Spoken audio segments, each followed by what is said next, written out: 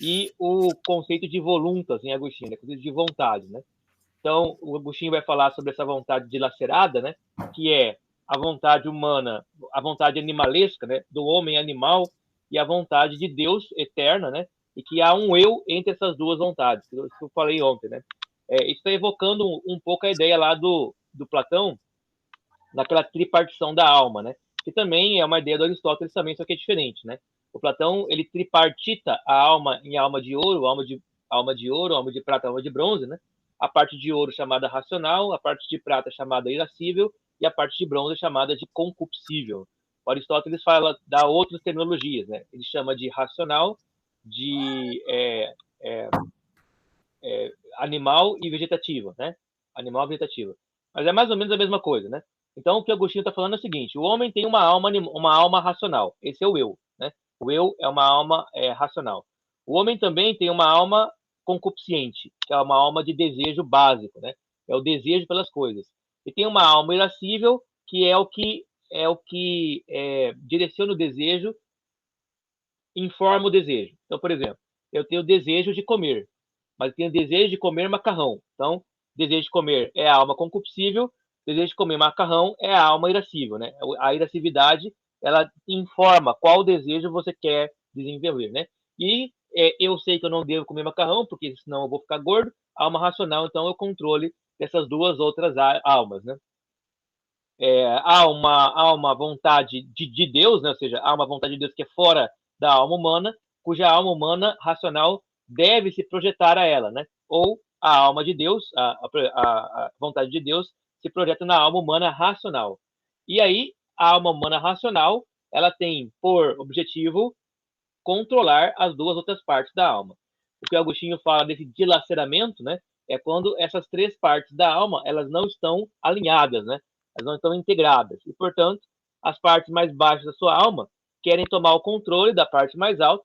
A parte mais alta, ela cede o controle para as partes mais baixas e não consegue se projetar para a vontade de Deus. Por isso, o ser humano vira um ser desequilibrado, né? Um ser cindido, quebrado, né?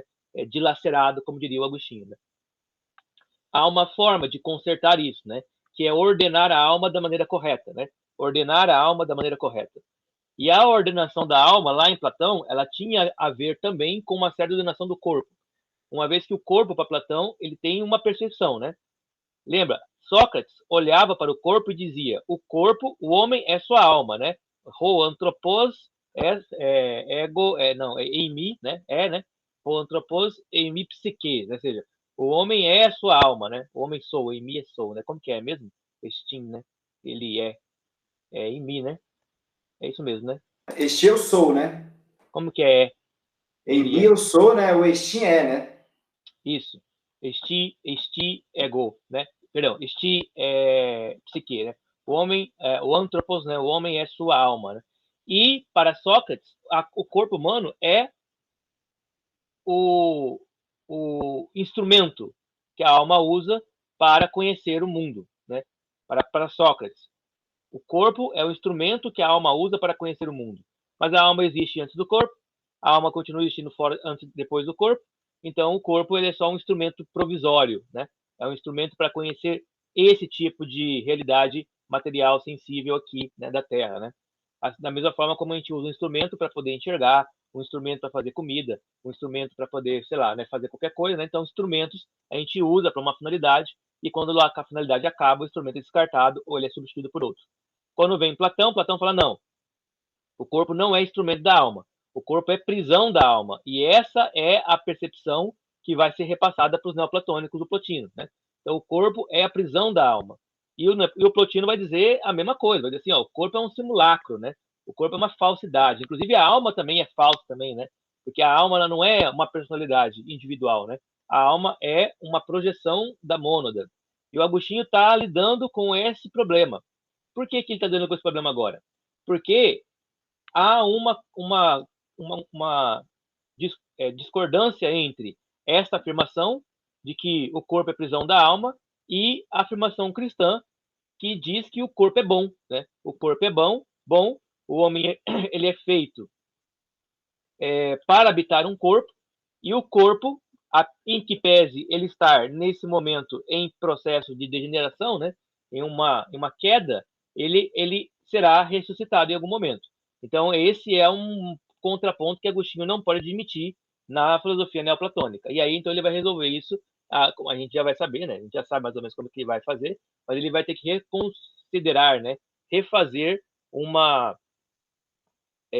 nova teologia do corpo, né? Uma nova filosofia do corpo, né? Para isso, então, Agostinho vai dizer o quê? Bom, vai dizer que a alma e o corpo, elas duas são realidades divinas. Né? O corpo não é criado pelo mal, como diriam os maniqueístas, né? O corpo, ele é o resultado de uma criação, né? De uma modelagem dos espíritos malignos, né? Então, o corpo é bom, o corpo é divino, e com isso, ao divinizar o corpo, ele consegue admitir dois conceitos importantes, que é o conceito de criação e o conceito de ressurreição. Conceito de criação positiva, né? Por quê? Porque o neoplatônico e os maniqueístas tinham um conceito de criação negativa. A criação é algo ruim, né? Porque ela cria matéria e a matéria é má. Então agora Agostinho está produzindo um pensamento de que a criação é boa e, portanto, o corpo é bom também. O corpo é bom também. E a ressurreição, que é a solução para o problema da degeneração do corpo. Então, uma ressurreição que transformaria o corpo em um corpo plenamente glorificado. Dá para notar que, ao articular dessa forma, o Agostinho está resolvendo problemas filosóficos. Se o corpo é bom, por que ele degenera? Ele degenera porque há algo nele que o faz cair, né, que o faz degenerar. Mas, sendo ele bom, ele não pode ser descartado. Portanto, ele tem que ter a chance de poder ser glorificado. A ressurreição não é apenas uma crença para Agostinho, né? Ela não é apenas uma forma de acreditar que nós nos reencontraremos algum dia com os queridos mortos, né? Ou que nós habitaremos num corpo diferente desse, né? A ressurreição é uma conclusão filosófica necessária para sustentar a afirmação de que Deus criou todas as coisas e Deus é bom. Se Deus criou o corpo e o corpo não é bom, então Deus criou algo ruim. Se Deus criou o corpo é bom, mas o corpo morre, então Deus criou algo que não é bom de verdade. Né? E essas coisas estão, de alguma forma, contradição, né, com o princípio de Deus ser bondade. Né? Então, Agostinho está declinando agora todas essas reflexões que a revelação cristã traz como um grande edifício lógico, né? Concatenando, né, todos esses elementos para poder fazer sentido na filosofia dele. O homem passa, então, né, o homem é imagem e semelhança de Deus, e por isso Agostinho vai começar a perceber no homem várias formas trínicas, né, na sua natureza. Essa noção de forma trínica, como a gente já viu, já está lá no Platão, já está lá no Aristóteles, já está lá no Plotino, então não é muito difícil, né, de chegar a essa conclusão por meio dos filósofos, mas Agostinho vai continuar fazendo essa reflexão agora, também utilizando o conceito que já está em construção, né, que é o conceito da Trindade, né? Está em construção. Agostinho ele vai atuar, inclusive, na construção do conceito, né? Ele vai dizer, então, bom, na alma humana existem, então, três motivações, né? Três elementos fundamentais que formam o que ele chama de vértice, né? Formam o núcleo central da ação humana. Uma, o homem ele age para ser, outra, ele age para conhecer, e outra, ele age para amar. Se você parar para pensar, aqui está presente duas filosofias gregas e o complemento que é a filosofia cristã. Né? A filosofia do ser, ela já está lá em Parmênides. Né? O ser é, o não ser não é. E, portanto, o homem que esse é um vértice fundamental, ele busca reafirmar o seu ser constantemente. Como o homem reafirma seu ser? Bom, diferente de todos os seres que existem, o homem é um ser que pensa. E por ser um ser que pensa, é um ser que busca conhecer. Primeira frase da Metafísica de Aristóteles. Todos os homens têm, por natureza, o desejo de conhecer. Então, o homem busca conhecimento. E essa busca do conhecimento faz o homem amar. Amar o quê? Amar a sabedoria, né? Amar a verdade. O amor da verdade, pela verdade, está presente já em Platão. Quando Platão, por exemplo, escreve o Banquete, ele vai discutir sobre o amor no banquete. E lá pelas tantas, né? O Sócrates, que é o personagem do Banquete, vai dizer, olha, eu aprendi sobre o amor com uma sacerdotisa, né? Uma mulher muito inteligente chamada Diotima, Diotima de Mantineia. E a Diotima vai dizer assim para o Sócrates, Sócrates, toda forma de conhecimento é uma forma de amor. Né? O conhecimento ele só começa no amor. Mas que tipo de amor a Diotima fala para Sócrates que é? É o amor eros, né? É o amor do desejo. Então você deseja conhecer, e como você, ao buscar conhecer, você nunca consegue o conhecimento todo, então esse desejo é um desejo legítimo, né? É um desejo legítimo porque ele nunca poderá ser satisfeito, uma vez que não há como o homem conhecer tudo. Então, quando você deseja conhecer, você deseja o que é mais nobre possível. Esse desejo de conhecer pode começar por coisas muito simples, né? Desejo conhecer como se fazem cadeiras, né? E aí, das cadeiras, você pode ir fazendo, né, uma série de abstrações, né? Buscando outros conhecimentos até chegar num conhecimento puramente abstrato. Hoje nós temos uma coisa parecida, assim, em certo sentido, só para a gente entender, né? Que é o hipertexto. Não sei quem de vocês já entrou na Wikipédia e foi clicando, né? Naquelas letrinhas, naquelas palavras azuis, né? E aí você entra na Wikipédia para descobrir, sei lá, né? Como é que faz ovo frito e termina a pesquisa descobrindo como é que faz bomba atômica, né? Que ela vai te levando cada vez mais para outro lugar, né? É o hipertexto. Então a ideia do conhecimento é essa, né? Você sempre deseja conhecer mais e sempre há mais para se conhecer, né? Então esse desejo faz você sempre buscar cada vez mais o conhecimento, e o conhecimento é a maneira pela qual o homem é. Né? O homem é homem porque ele busca conhecer, né? O animal não. O cachorro, o lobo, ele não uiva para a lua pensando, né? Refletindo sobre o que ele está fazendo, né? Ele uiva para a lua porque ele sente um ímpeto por fazê-lo, e esse ímpeto é um ímpeto basicamente instintivo. Né? O homem não busca o conhecimento por instinto. O homem busca o conhecimento por ser, porque ele é esse ente, né, cuja existência se configura na busca do conhecimento. É claro, esse amor eros, ele não é o amor ideal para Agostinho, né? Porque o Agostinho ele lê Paulo, né? E o Paulo não vai utilizar eros como amor, vai utilizar ágape, né? Ágape que é o amor do sacrifício, né? Para Agostinho lá, né? É o amor cristão. Então ele fala assim, olha, o homem ele começa no eros, né? Ele começa no desejo, né? Só que ele termina no ágape, né? Ele termina no sacrifício. E entre o eros e o ágape há a amizade, né?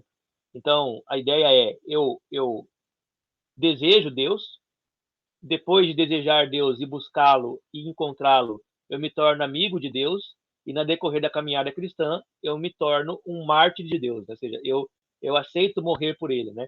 São 3 etapas, novamente, né? Para chegar naquilo que é mais excelente. E tudo em formas trínicas, né? O Agostinho vai fazer isso. A alma e Deus, portanto, para Agostinho, se atraem, né? A alma humana, né? E Deus, eles se atraem um ao outro. E isso é da própria natureza da alma, né? A alma procura a sua completude, né? Procura a sua finalidade em Deus, né? E Deus, por ser finalidade atrativa, né? Atrai a alma para si. E só nessa relação é que existe, de fato, integridade da alma. Portanto, a filosofia cristã agostiniana, né, não irá mais tentar encontrar Deus na natureza, né? Não irá mais encontrar Deus como fazia o maniqueísmo, né, na matéria, fora do homem, né, na explicação cosmológica, na explicação cosmogônica ou qualquer coisa assim, né? Agostinho ele vai inaugurar essa maneira de encontrar Deus, onde o homem se volta para dentro de si, né? Essa maneira que a gente chama de reflexividade, né? Então, onde Deus está para Agostinho? Deus está dentro do homem. Dentro do homem onde? Na alma humana. Porque Deus não se encontra no corpo, né? Deus não se encontra com o corpo humano. Deus se encontra com a alma humana. Mas não com a alma humana inteira, né? Mas com a parte mais alta da alma humana. Portanto, é... Portanto, ao aperfeiçoar a parte mais alta do homem, que é a parte racional do homem, né? O homem, então, ele consegue encontrar com Deus de maneira mais eficiente. Não é que ele não encontra de outras formas, encontra, só que ele não encontra com consciência, né? Ele não encontra com a consciência necessária para reconhecer que esse encontro é o que ele sempre buscou. É o que o Agostinho chamava de beatitude, né? Beatitude. A beatitude, portanto, consiste, né? Beatitude, que é a ideia de felicidade de Agostinho, né? Consistirá em você aceitar a condição que você tem, né? A condição que você tem, elevando a sua mente ao máximo possível da sua eficiência intelectual, que é a mesma coisa que a ideia ética do Platão, né? Para Platão, a ética consiste em conhecer, né? Para Sócrates, a ética consiste em diálogo, ou seja, em você da dialética, né? Em você conversar para depurar ideias, né? Então a ética é uma ética do saber, né? Ética do conhecimento, né? Aqui em Agostinho está a mesma coisa.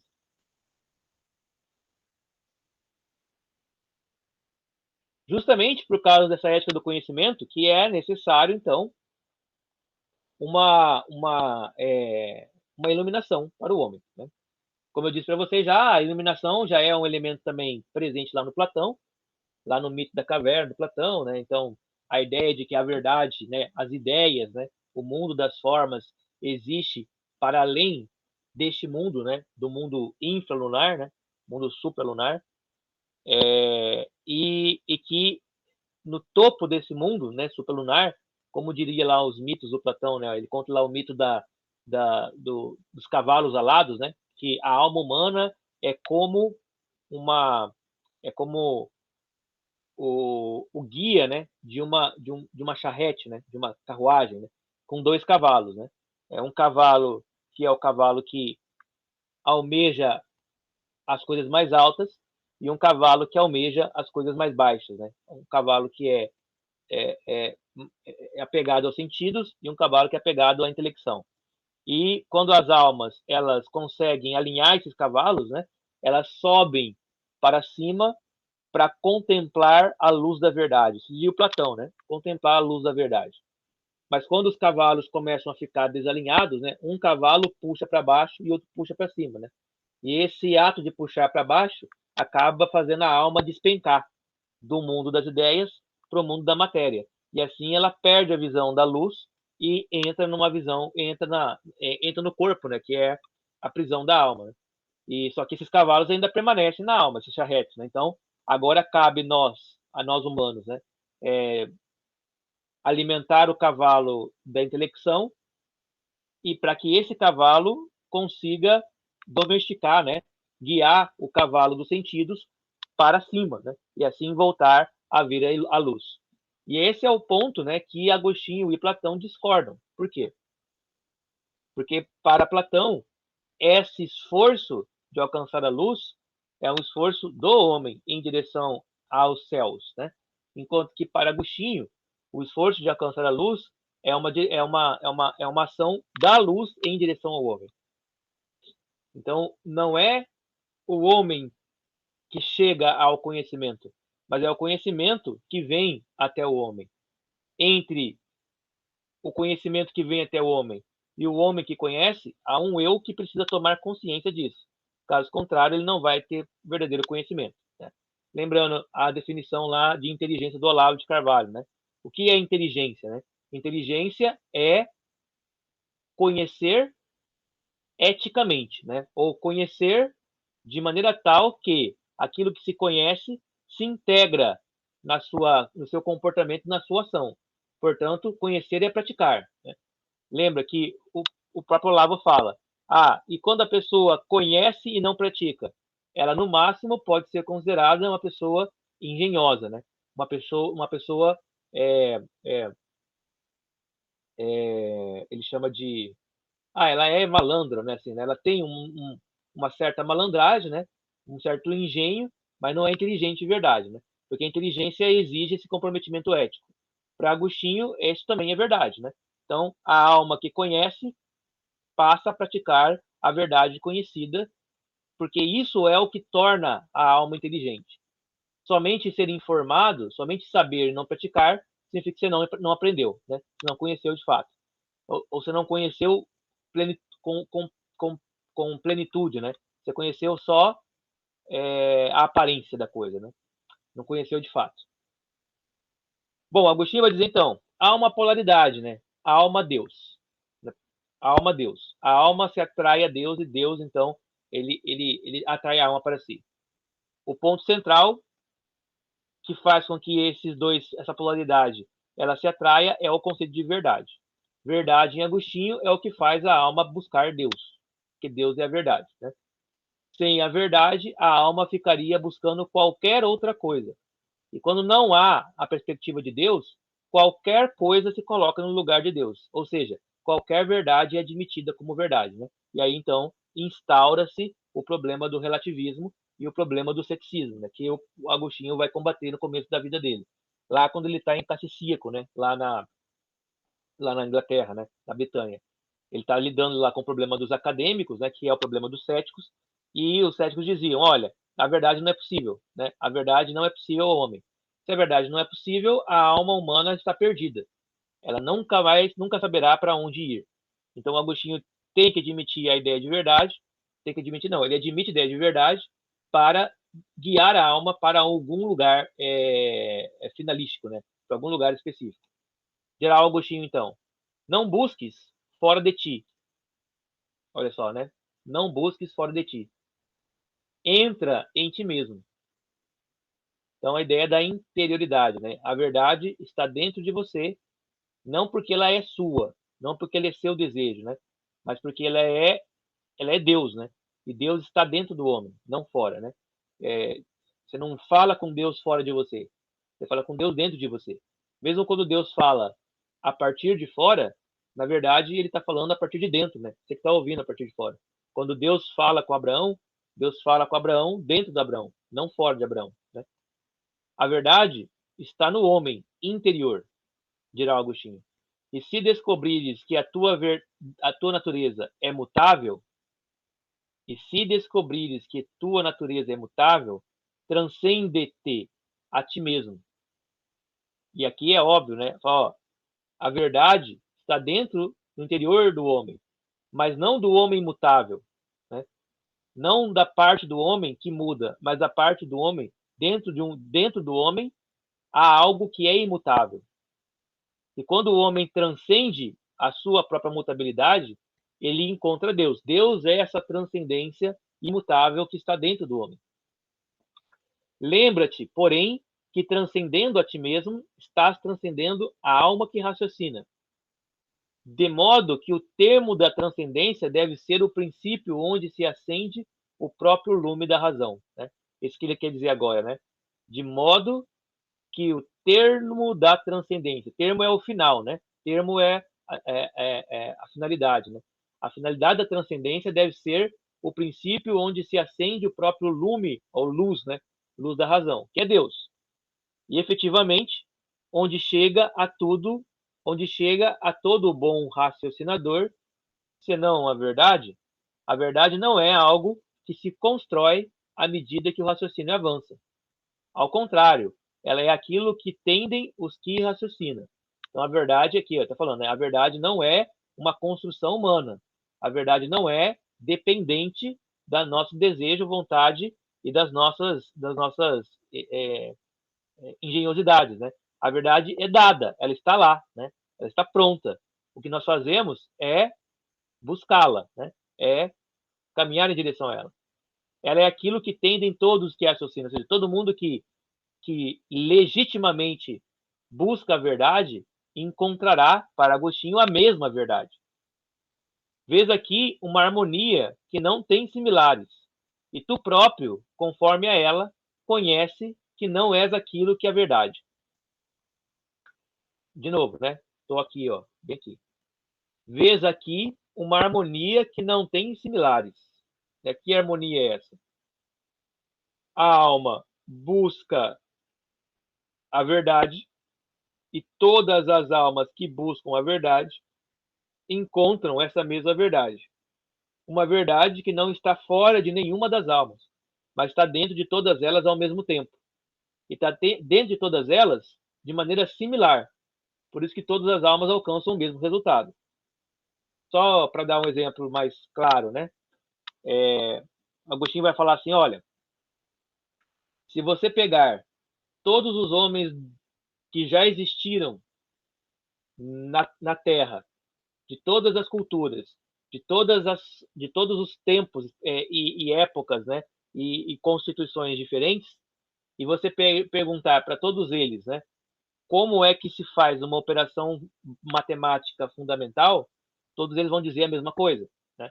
Quanto que é 2 mais 2? Todos os homens, em todas as culturas, em todas as sociedades, em todos os tempos, dirão a mesma coisa. É 4, né? 2 mais 2 é igual a 4. Isso significa que esse resultado ele está fora do homem? Aí Agostinho vai falar, não, não está fora do homem. Ele está dentro do homem. Mas dentro do homem onde? Num lugar onde não há mutabilidade.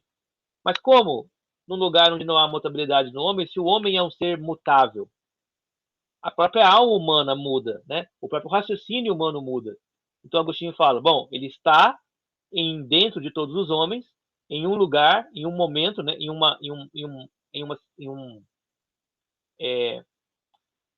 De forma, né? Na forma de algo que é imutável. Mas qual é a única coisa que é imutável para Agostinho? Deus, né?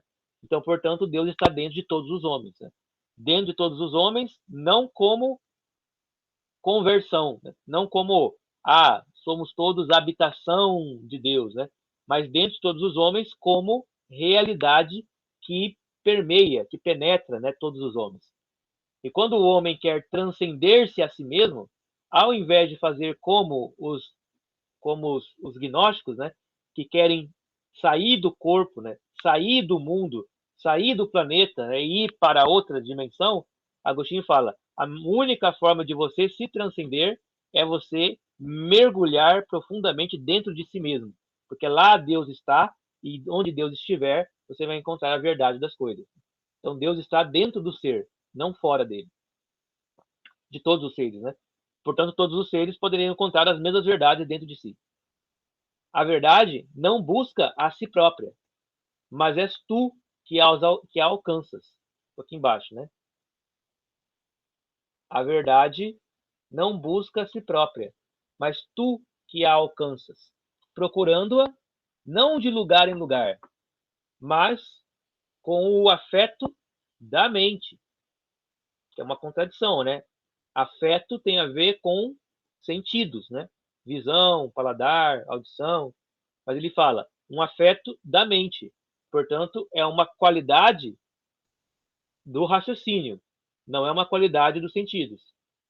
Para que o homem interior se encontre com aquilo que nele habita, com desejo não íntimo e carnal, mas com sumo e espiritual desejo, que é Deus. Né?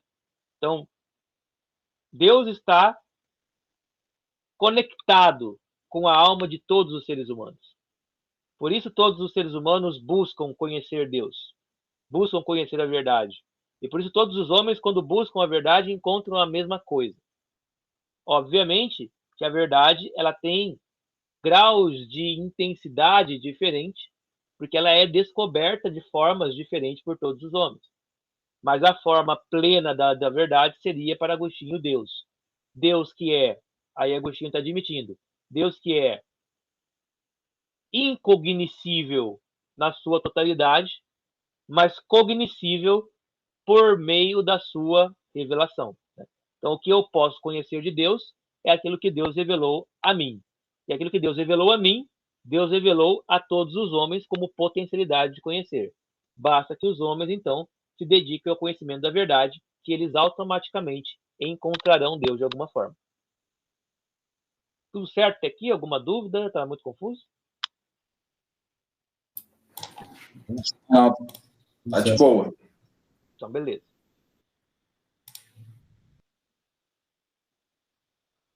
Aí chega a pergunta, né? Mas como o homem chega à verdade?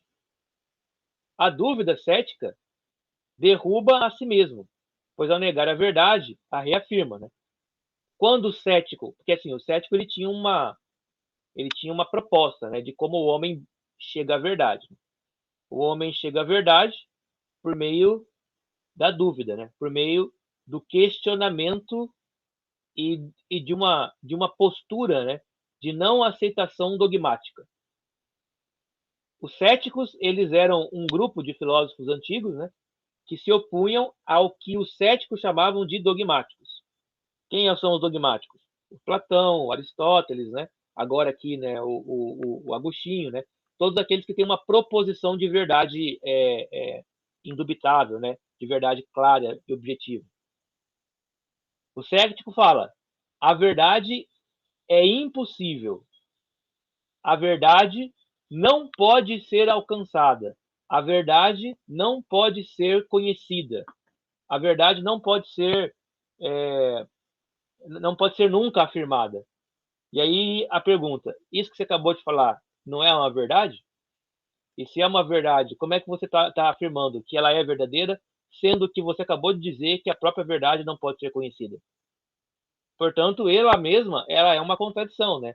O ceticismo antigo grego, né? Ele é uma contradição em si mesmo, porque ao negar a possibilidade da verdade, né, do conhecimento da verdade, eles também estão negando que o que eles acabaram de dizer é possível, né? E é verdade. Né? Por isso, o ceticismo do Hume ele é muito diferente, né? Porque é um ceticismo que desconfia não de que exista ou não a verdade, né? Mas é um raciocínio que desconfia na estabilidade das projeções da razão. Né? Ele falou assim, olha, a razão humana, o Hume vai falar, né? A razão humana só pode conhecer aquilo que é imediatamente ligado aos sentidos.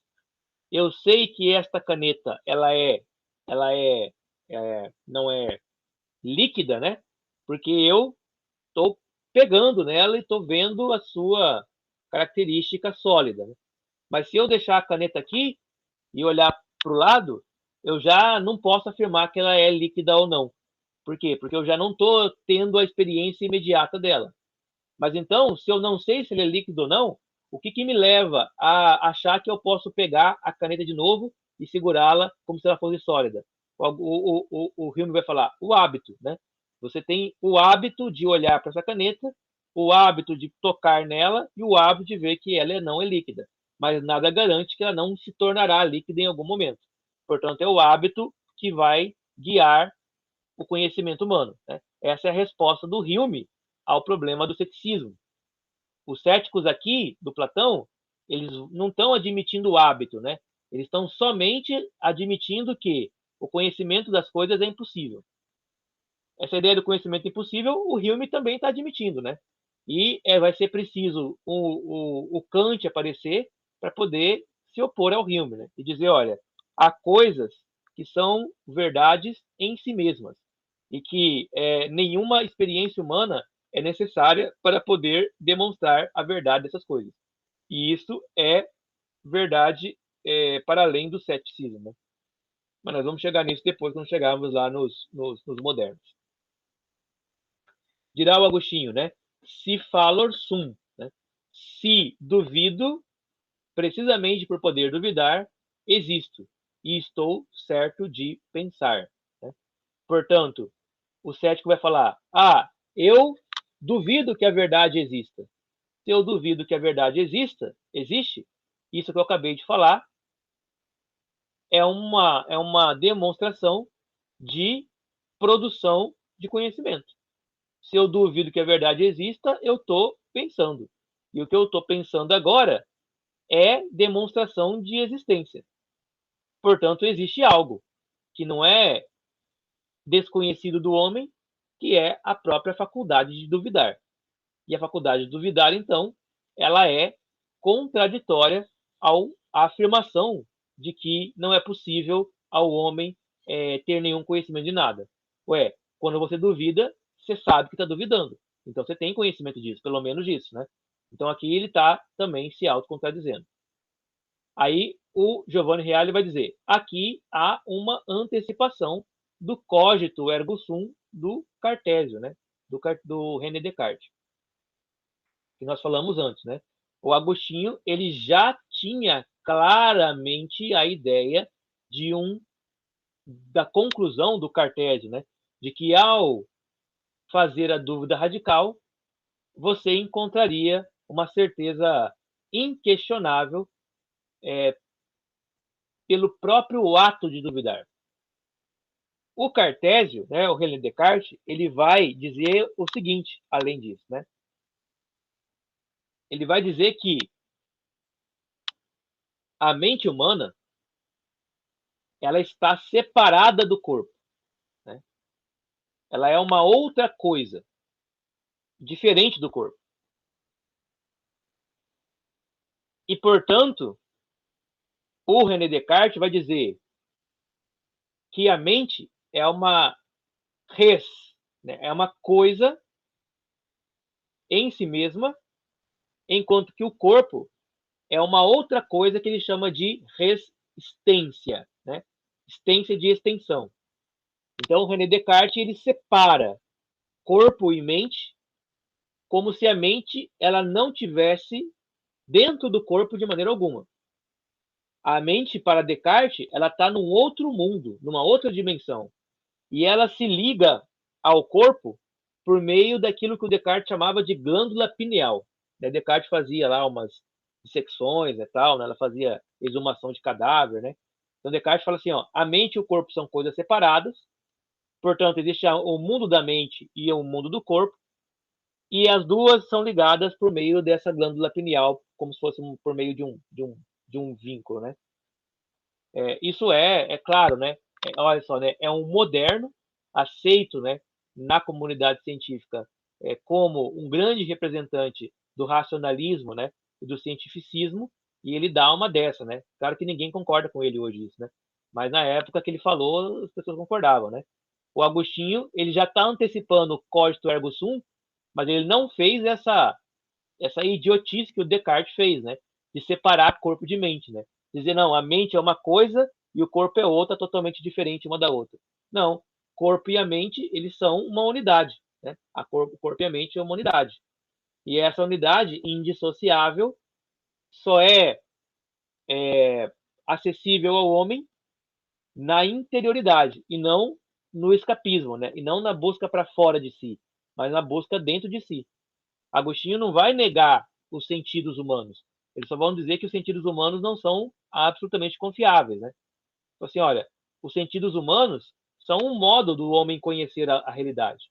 Mas você precisa, para além dos sentidos, criar, né, explicações estáveis para a realidade. Eu vejo que as coisas caem, mas eu preciso criar uma explicação intelectiva para essa experiência sensível de ver as coisas caindo. Eu sei, eu amo minha mãe, eu amo meu filho, eu amo meus amigos, eu amo a Deus, né? Esse amor ele é percebido nos sentidos, na prática, né? Do dia a dia, né? Da convivência, né? Dos atos de amor. Mas você precisa, para além desses atos singulares, constituir uma, uma explicação geral, né? Uma explicação genérica que explique as singularidades, né? Que explique as especificidades.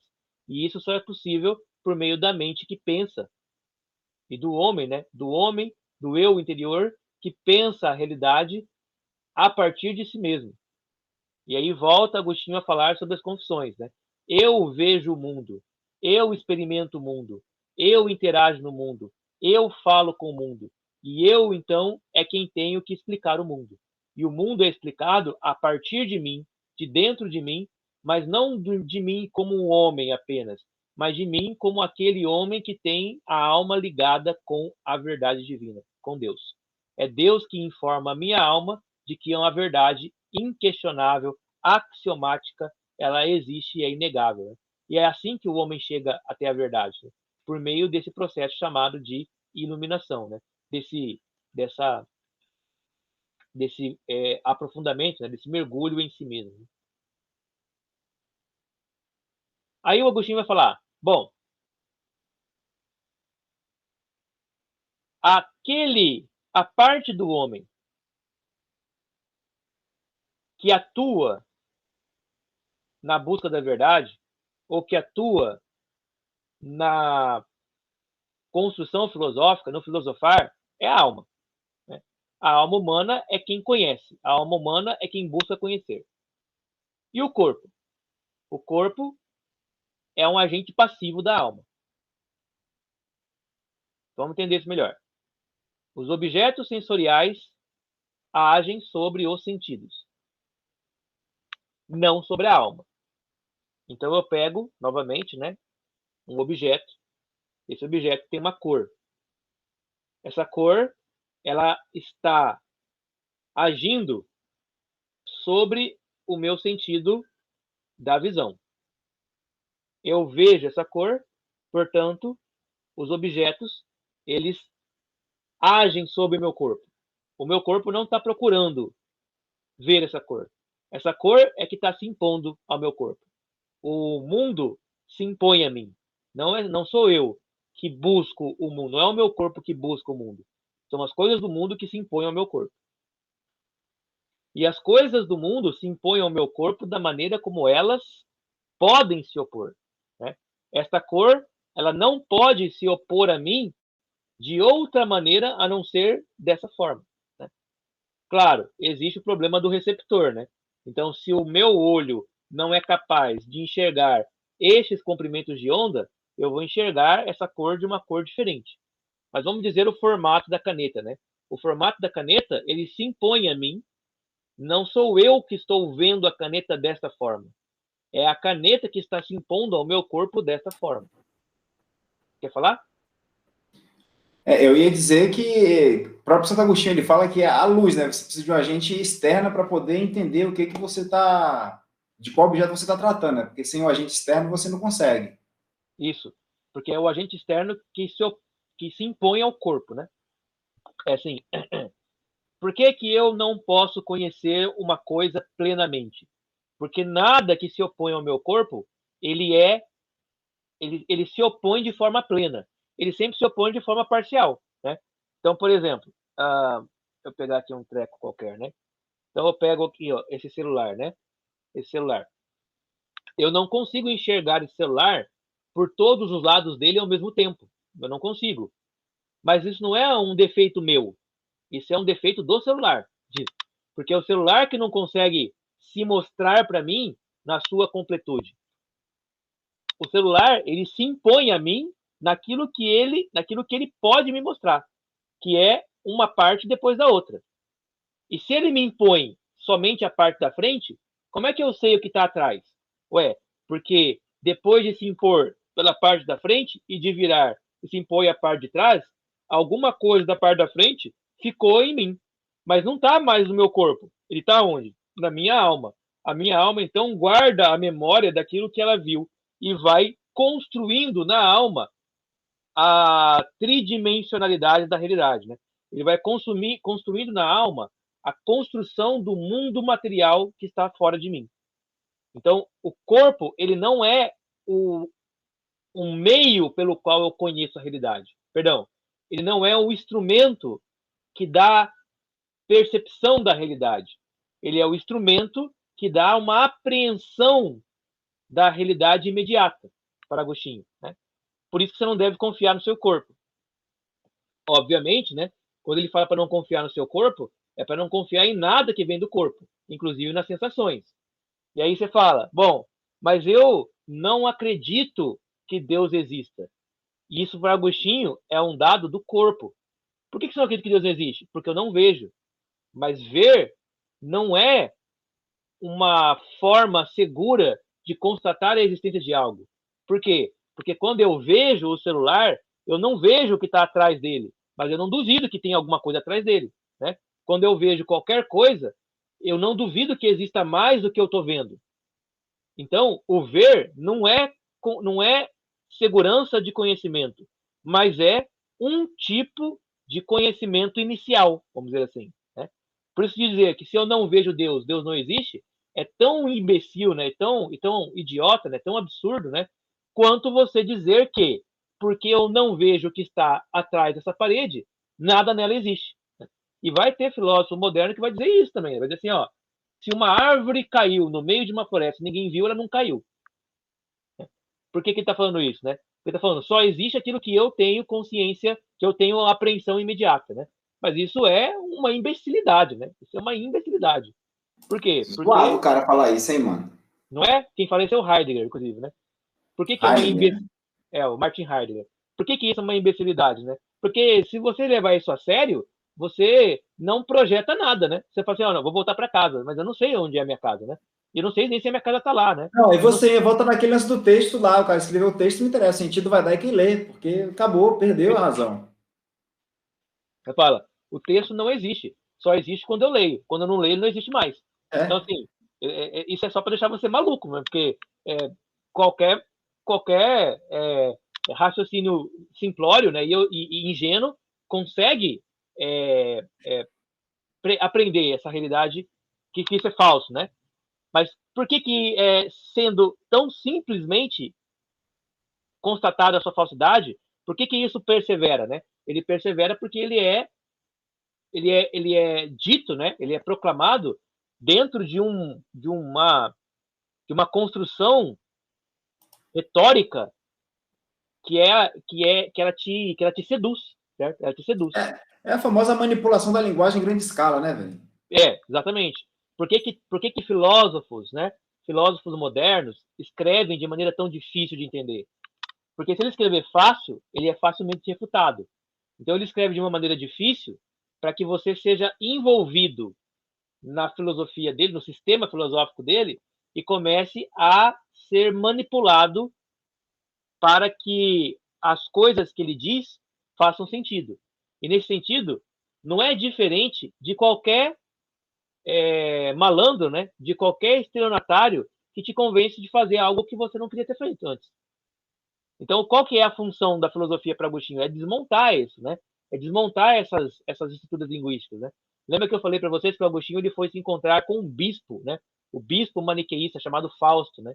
E esse bispo, ele era o maior retórico da época dele. Maior retórico. E o Agostinho, ele tinha muitas dúvidas, né? Então ele foi se encontrar com o bispo Maniqueu para que o bispo Maniqueu pudesse tirar todas as dúvidas dele, já que ele era conhecido como o homem mais sábio da região, mais sábio da época, né?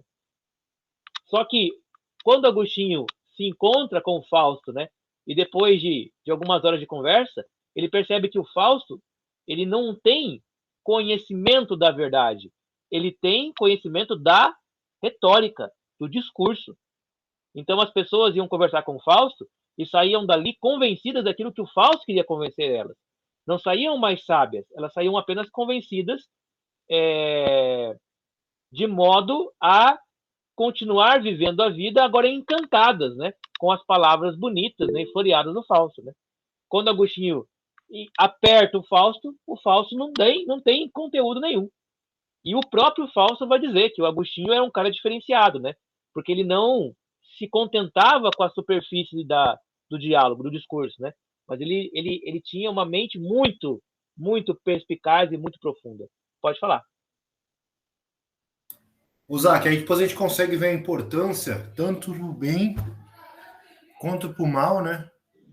Que se Fausto não tivesse vivo ainda, os escritos dele podia ter muito mais significado, porque Agostinho nunca poderia confrontá-lo. Isso, perfeito. Então é tão perigoso hoje quando alguém começa a ser tão conhecido e ele morre, que os escritos dele se tornam verdade, porque ninguém consegue mais questioná-lo. Tanto pro bem como pro mal, né? É verdade isso que você falou, né? Porque o texto, né, quando ele é escrito, ele ele ganha uma certa estabilidade, né? E essa estabilidade, para perseverar, ela se molda ao momento presente. Então, os textos do Fausto poderiam ser relidos e reinterpretados à luz de conhecimentos novos que seriam articulados com o conhecimento dele, dizendo assim, olha, o Fausto não falou isso, mas o que ele quis dizer aqui era isso. E aí é claro, né? o falso vai estar falando toda hora a verdade. Por quê? Porque ele falou um monte de coisa que é tão genérica que qualquer coisa que você fizer falar encaixa naquilo que o falso tinha falado. Foi E o que essa fizeram, foi o que fizeram com Armínio, né? Os demonstrantes fizeram isso do Armínio. Ou seja, você está falando, né, que você lê o Armínio, e mesmo que o Armínio não tenha falado algo, você encontra uma maneira de dizer que o Armínio falou. Isso, foi os demonstrantes que fizeram isso. O Armínio, quando deu a treta, Armínio realmente ele discordava da teologia de Gomaro. Mas depois que ele morreu, foram os demonstrantes que pegaram os escritos dele e aí deram uma enfeitada ali no pavão e trouxeram. É por isso que acho que é em Retratações de Agostinho que ele fala assim, ó, sinto muito. Eu sei que o falar de vocês é lindo, mas entre o falar de vocês lindo, eu fico o falar de Abraão, de apóstolo Paulo. Isso. Então, perfeito. existe dois falar. Sempre a Bíblia está em cima de qualquer um que a gente citar. Qualquer um. Qualquer estudioso da Bíblia está abaixo de qualquer homem que Deus falou. Esse eu considero inspirado. Esse é o exatamente. Porque assim, é qualquer estudioso da Bíblia está estudando o que o analfabeto Amós falou. Né? O analfabeto Amós falou inspirado por Deus. É o mais sábio dos homens. Mas por que o Amós falou? Porque o Amós ele estabilizou o discurso de tal forma que mesmo que o Amós tivesse falado uma besteira, a gente agora articula o pensamento do Amós para poder se encaixar no que é a verdade, né? Não tem várias passagens bíblicas que a gente fala assim, putz, isso aqui levado ao pé da letra, isso aqui não dá certo, não. Mas se você fizer um esforço de interpretativo, você consegue articular mesmo aquilo que é mais esquisito, né? Para explicar algo que é uma verdade até hoje. Né? Por exemplo, assim, ó, a mulher que é menstruada, que está menstruada, não pode tocar em alimentos, não pode tocar nas pessoas, é tal lá, né? Aí você fala, bom, é claro que isso é um absurdo, né? Olhando com o ponto de vista moderno, né? Mas você fala, mas isso tinha a ver com uma prescrição que tinha por origem, por finalidade, promover a pureza com relação aos objetos, né? Uma questão mais higiênica, né? De um momento histórico onde não se tinha banhos constantes, onde não se tinham regras de higiene. Então, o texto estabilizou, agora ele pode ser utilizado para poder construir e formular qualquer tipo de coisa, né? Lembram que, não sei se vocês assistiram o livro de Eli, né? O livro de Eli, né? No livro de Eli, a Bíblia se perde, né? E aí os homens começam a procurar, né? A Bíblia, né? Para poder recriar a civilização. Mas por que a Bíblia, né? Porque a Bíblia é um livro muito poderoso, né? Ele é poderoso por quê? Porque ela possui verdades e porque por ser um texto que passou pelo crivo do tempo, né? Ela estabilizou a verdade de tal forma que você não consegue muito questionar a Bíblia. Você consegue entendê-la, mas questionar é difícil, né? Por quê? Porque você, Tiago, né? Vai questionar a Bíblia hoje, depois de 2000 anos de gente muito melhor do que você terem questionado a Bíblia e terem admitido que ela é verdadeira. Quem que você pensa que você é? Você acha que você é melhor que Agostinho? É melhor que Tomás de Aquino? É melhor que Calvino? Bom, se esses homens, muito melhores que você, não duvidaram do texto, quem você pensa que é para duvidar? Então, é claro, eu não estou colocando nenhuma questão aqui religiosa, né? Inspiração, né? Não é nada disso de fé, né? É mais uma questão de o texto tem muito mais poder do que a palavra. O texto tem muito mais poder do que a palavra. A palavra que eu falo é a palavra falada, né? Discurso, né? Por isso que grandes homens, com grandes discursos, eles serão esquecidos, mas os grandes escritores não serão esquecidos. Eles serão lembrados. Ainda que os escritores não tenham a capacidade de fazer grandes discursos. O poder do grande discursador, ele é muito inferior ao poder do grande escritor. E aí, é claro... Que nem um jovem daqui 20 anos vai poder dizer quem foi o Olavo de Carvalho, pegando suas obras. Por exemplo, né? O Olavo de Carvalho tinha um impacto discursivo que as pessoas amavam ou odiavam. Mas quem leu a obra do Olavo? Quem leu a obra do Olavo tem uma dificuldade imensa de discutir essas obras, porque elas são de uma intensidade, uma densidade absurda. O Olavo morreu. Os seus discursos verbais não vão mais existir. Mas a obra escrita dele agora, ela é eterna. Então, assim, você tem razão quando você falou do falso, né? Se o Fausto tivesse escrito, ele teria um poder muito maior do que o poder que ele tinha, do que o poder da fala. Mas o poder da escrita, ele tem um outro fator, né? Que ele demora muito para se estabelecer. Geralmente, os escritores, eles são reconhecidos depois da morte, né? Depois de tudo, né? E aí que está a questão, né? O Fausto, ele provavelmente tinha uma sede de poder do momento, né? De ver o coração, né? Os olhos, a atenção, né? A mobilização dos afetos humanos todos mobilizados por ele. Né? Analisando dessa forma, né? Você pode pensar, como nós temos pastores que falam tão bem hoje, né? Mas escrevem muito mal, né? E nem escrevem às vezes. E por que não escrevem? Porque o tesão, né? A coisa toda, né? Tá no impacto afetivo, né? No impacto sentimental da palavra, muito mais na reflexividade, né? Quando você escreve alguma coisa, aquela coisa ela tá passível de ser criticada, né? De alguma forma. Mas é boa reflexão essa sua, Thiago, gostei. Bom, quando os objetos, né, agem sobre os sentidos, eles alteram o corpo, né? Então, eu olho para essa caneta, né? Ele está alterando o meu corpo de alguma forma, né? Ele está alterando o meu campo de visão, né? Eu estou tocando, ele está alterando os meus sentidos, né? O meu tato, né? Ele altera o meu corpo de alguma forma, ele causa uma alteração do corpo. E é esta alteração do corpo que a alma percebe. Então, olha só, para Agostinho, a alma não enxerga nada. Quem enxerga é o corpo. A alma percebe as coisas que o corpo sente. A alma percebe as coisas que interagem com o corpo. O corpo, então, aqui para Agostinho, é um instrumento que a alma utiliza, né? É um meio que a alma utiliza para se relacionar com o externo.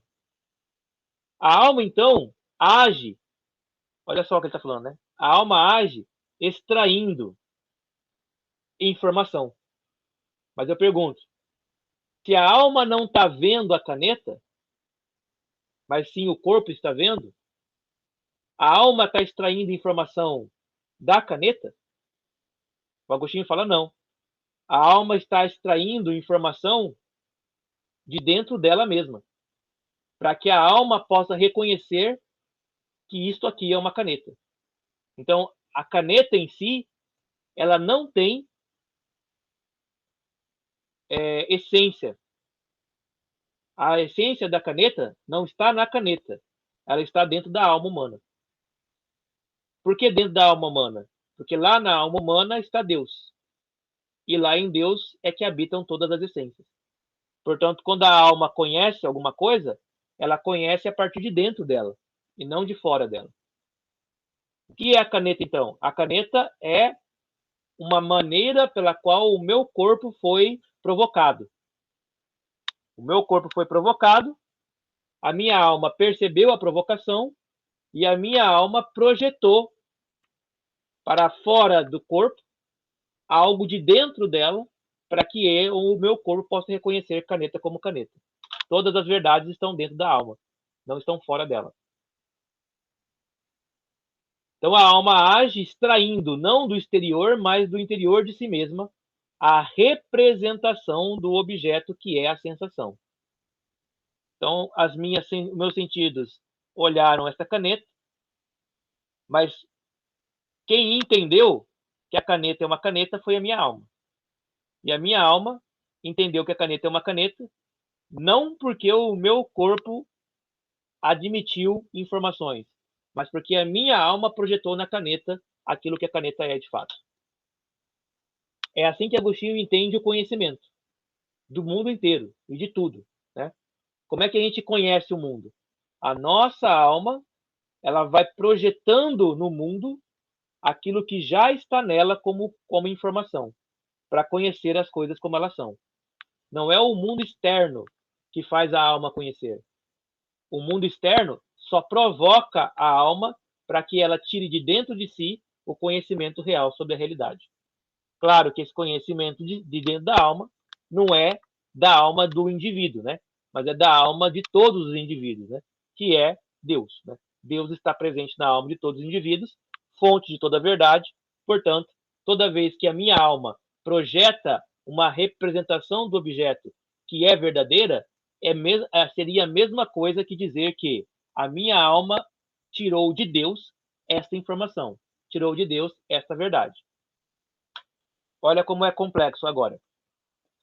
Uma vez que toda a verdade, toda a informação, todo o conhecimento, então, é vindo do interior da alma, que é, por sua vez, originado em Deus, toda a verdade que eu apreendo é verdade divina.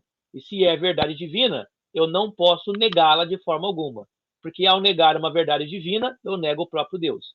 E ao negar o próprio Deus, eu entro em um estado de luta contra a própria realidade. Luta contra a própria verdade. E aí eu me perco no oceano da confusão e da ignorância. No dilaceramento da alma, como diria Agostinho. Assim, a sensação no corpo é passiva, né? O corpo, ele está aqui no mundo, sendo provocado pelas coisas, mas quem é que produz conhecimento ativamente, na verdade, não é o corpo, é a alma. Nós acreditamos nisso hoje? Na maior parte das vezes não, né? Hoje a gente tem toda uma discussão, né? Que é bem informada pelo Tomás de Aquino, inclusive, né? De que o corpo conhece também, não é a alma também, não é só a alma que conhece, mas o corpo também conhece, né? Mas em Agostinho não. Em Agostinho ele reduz o conhecimento à alma, né? Ele reduz por uma razão, né? Ele reduz para dizer, olha, se a minha alma compreendeu que tal coisa é verdadeiro, ela compreendeu isso porque ela derivou esse conhecimento de Deus. E negar esse conhecimento agora é negar o próprio Deus. Portanto, agir contrário à razão é agir contrário ao próprio Deus, segundo Agostinho. Daí, razão, fé e razão não estão desassociados, mas um complementa o outro. Tá de boa até aqui? Tá de boa, tá tranquilo. Bom, a sensação, portanto, é apenas o primeiro degrau do conhecimento. Sensação, o que é sensação? Sentidos, né? Então, o sentido, a sensação, é o primeiro degrau do conhecimento. A alma, entre aspas, né, julga com a razão as coisas corpóreas com critérios que contêm um algo mais. A alma julga. A alma é quem diz o que é e o que não é, né? A alma é quem diz se é grande, se é pequeno, se é alto, se é profundo, se 2 mais 2 é 4, se é amor, se é justiça, se é bondade, se é mansidão, se sei lá, pretérito passado, pretérito presente, enfim, todas as verdades do mundo vêm da alma. A alma julga tudo, né? As coisas corpóreas, né? Tudo aquilo que é fora dela. Mas o critério que a alma usa para fazer esse julgamento não é algo somente da coisa que ela está julgando. Quando a alma diz isto é uma caneta, isto é uma verdade, mas há algo mais aqui, que ele vai explicar agora. Os corpos são mutáveis e imperfeitos. Bom, a caneta aqui é mutável e imperfeita. Se eu pegar um isqueiro, né, e acender aqui, ela derrete, né? E eu destruo a caneta. A caneta, então, ela não tem uma permanência, né? Ela não tem uma constância. Apesar de eu poder destruir essa caneta, a minha alma ainda dirá, é uma caneta destruída. Ou a caneta ainda permanecerá existindo, mesmo que esta caneta física ela tenha desaparecido. E se essa caneta aqui for a única caneta do mundo e eu a destruir, a caneta não será destruída porque a alma ainda a conhecerá, né? Porque a alma não depende do que está fora dela para conhecer. O que está fora dela só provoca a alma. Mas a alma pode conhecer muito além daquilo que os sentidos materiais propõem. Os critérios segundo os quais a alma julga, portanto, são imutáveis e perfeitos. Por isso, a alma conhece a caneta perfeita e imutável, a caneta eterna, a ideia de caneta, o projeto que dá identidade a todas as canetas que existem. A alma conhece esse elemento. E ela, quando essa caneta provoca o meu corpo, ela só provoca a alma para que a alma busque aquela ideia, aquele projeto de caneta ideal, né? E o represente para mim. Pode falar. Ô, Zac, então um exemplo bom que eu acho que é, por exemplo, a imagem de Jesus. A gente não viu, Sim, mas ela está no nosso interior. sim, Mas a gente nunca viu, mas tem gente que viu. Os discípulos viram, alguns viram. Então sim. a imagem dele existiu, mas se sumiu. É como se tivesse somente essa caneta aí, ela parasse de existir. Mas Exato, ela está aqui. exato, Mas eu nunca exato. vi. E não precisa ver, né? Porque ela está na alma, né? Que ela está na alma. Então, Perfeito, né? assim, a alma, ó, a alma não vê a caneta e o corpo vê. Isso é impossível, né? A alma não vê a caneta, o corpo vê. O corpo vê. Tá, mas na verdade Isso. o corpo está vendo porque está dentro da alma. O corpo não tá, o corpo ele tá sendo provocado, certo? Uhum. A caneta provoca o corpo e o corpo vê a caneta. Mas Tá. é a alma que fala, isso é uma caneta. Ah, tá. Se a A alma alma não falar pode isso, conhecer. isso. A Ah, alma é quem conhece as coisas. O corpo ele só tá vendo. o Ele só segredo é vê. no conhecer, então, a palavra conhecer. Perfeito. Exatamente. Então, assim, muitos viram Jesus. Muitos viram Isso. Jesus. Mas nem todos conheceram Jesus. Porque nem todos tiveram a alma, tiraram, né? Nem todas as almas produziram não, eles representaram de maneira correta quem era esse Jesus na frente deles. E esse é um problema do conhecimento.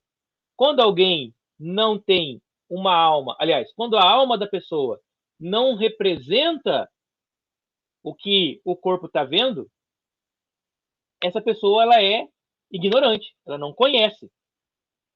Ela conhece quando? Quando a alma consegue representar o objeto visto.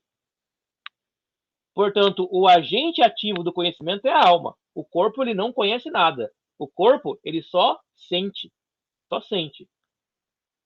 Olha o Agostinho dizendo: por que que a visão ela não é sinônimo de conhecimento?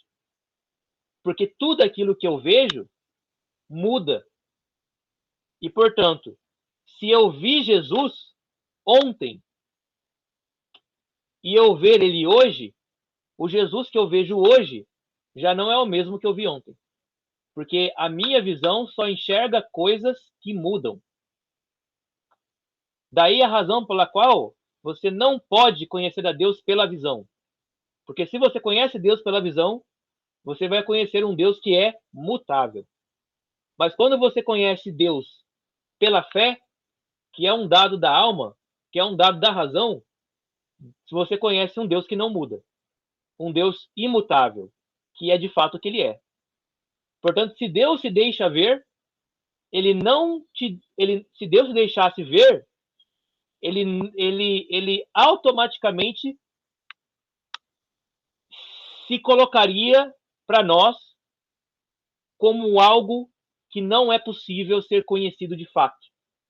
Nós só conheceríamos a aparência de Deus e não quem Deus é de fato.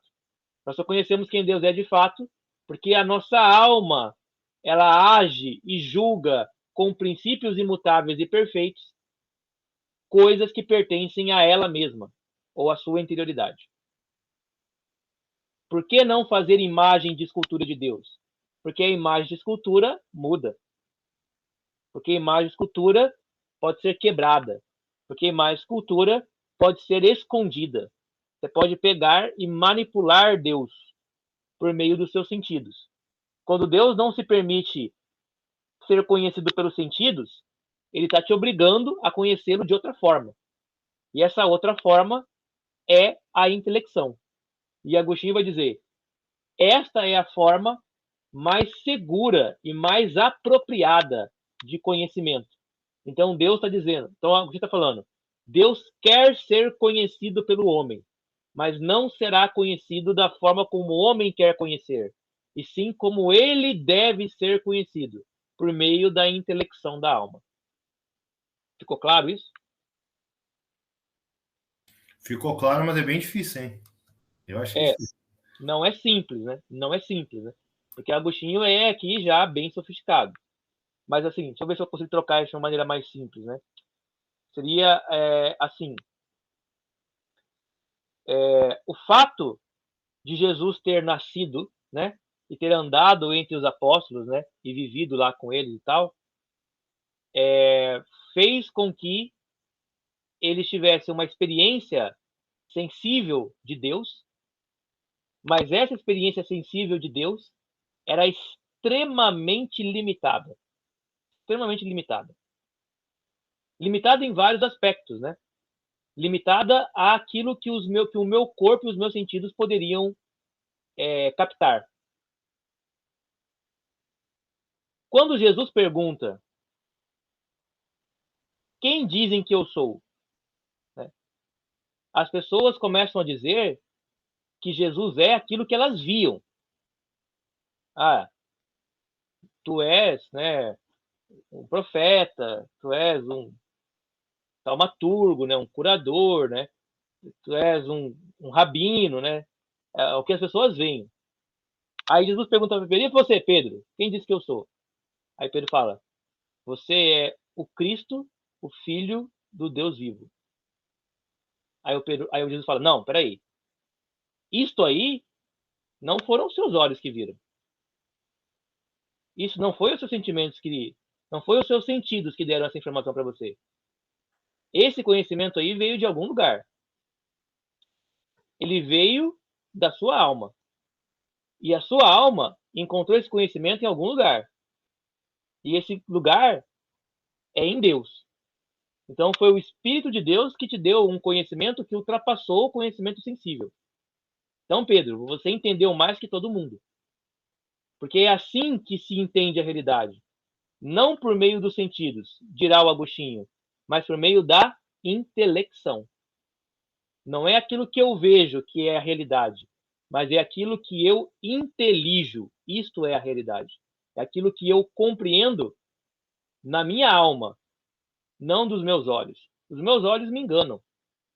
Os meus olhos me enganam. Se você vê, né, uma ilusão de ótica, né, ela te engana. Se você observa, né, uma coisa, né, e você não tem um ponto de referência, você não sabe se ela está longe, se ela está perto, né? Você tem percepções enganosas dos sentidos, né? Mas quando você cria, quando você marca um ponto de referência, esse ponto de referência, ele é um cálculo matemático que está fazendo, mesmo sem saber, né? Você que salto de paraquedas, né? Você faz você salta de paraquedas, você está fazendo um cálculo matemático para saber, né, quando você deve acionar os seus equipamentos, né? Esse cálculo matemático, ele não é dos seus sentidos, dirá o Agostinho, né? Ele é da sua alma. A sua alma calcula algo que, se você dependesse só dos sentidos, você iria se estribuchar no chão. Mas é por um processo mental complexo que você chega à verdade de maneira que você consegue abrir seu paraquedas no momento certo para não se estribuchar no chão, né?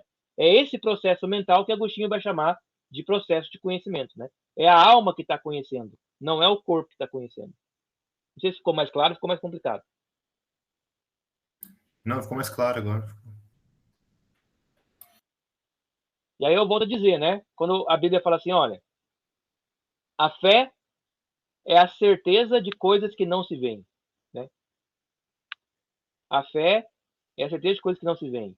Porque se eu ver alguma coisa, tudo aquilo que eu vejo é passível de transformação. Porque o que eu vejo é matéria. Eu não tenho como ver uma coisa que não é matéria, né? Tudo que eu vejo é matéria. E tudo que é material muda. Tudo que é material muda, né? Se Deus fosse matéria, Deus não seria imutável. Deus seria mutável. Deus iria mudar de ideia, né? Mudar sua forma. Jesus foi matéria durante um tempo da sua existência. E quando ele morre matéria. E quando ele ressuscita, ele ressuscita um tipo de matéria que é completamente estável, né? É uma matéria imutável, que é uma contradição, certo? Porque se a matéria é mutável, né? Só é uma matéria imutável porque ele é Deus, né? E porque ele transformou a matéria em algo diferente do que ela é. Mas olha, apesar de transformar a matéria em algo diferente do que ela é, ele manteve a matéria com determinadas características que pertencem a ela. Por exemplo, as transfixões, né? As chagas, né? As chagas da crucificação. E as chagas da crucificação, elas hoje pertencem a Cristo eternamente, para a eternidade. Agora, quando eu penso em Cristo, eu penso no Cristo chagado. E esse Cristo chagado não é o Cristo que eu vejo, mas é o Cristo que eu intelijo. É o Cristo que eu conheço pela minha alma, né? Pelo meu intelecto. Não é o Cristo que eu conheço pela minha visão, nem pelo meu tato. Aí o Tomé fala, não, eu só acredito se eu tocar. E aí Jesus está falando, Tomé, mas se você tiver que tocar, você vai ter que ter a sensação. E a sensação, ela vai passar. E depois que passar a sensação, para você acreditar, você vai ter que tocar novamente.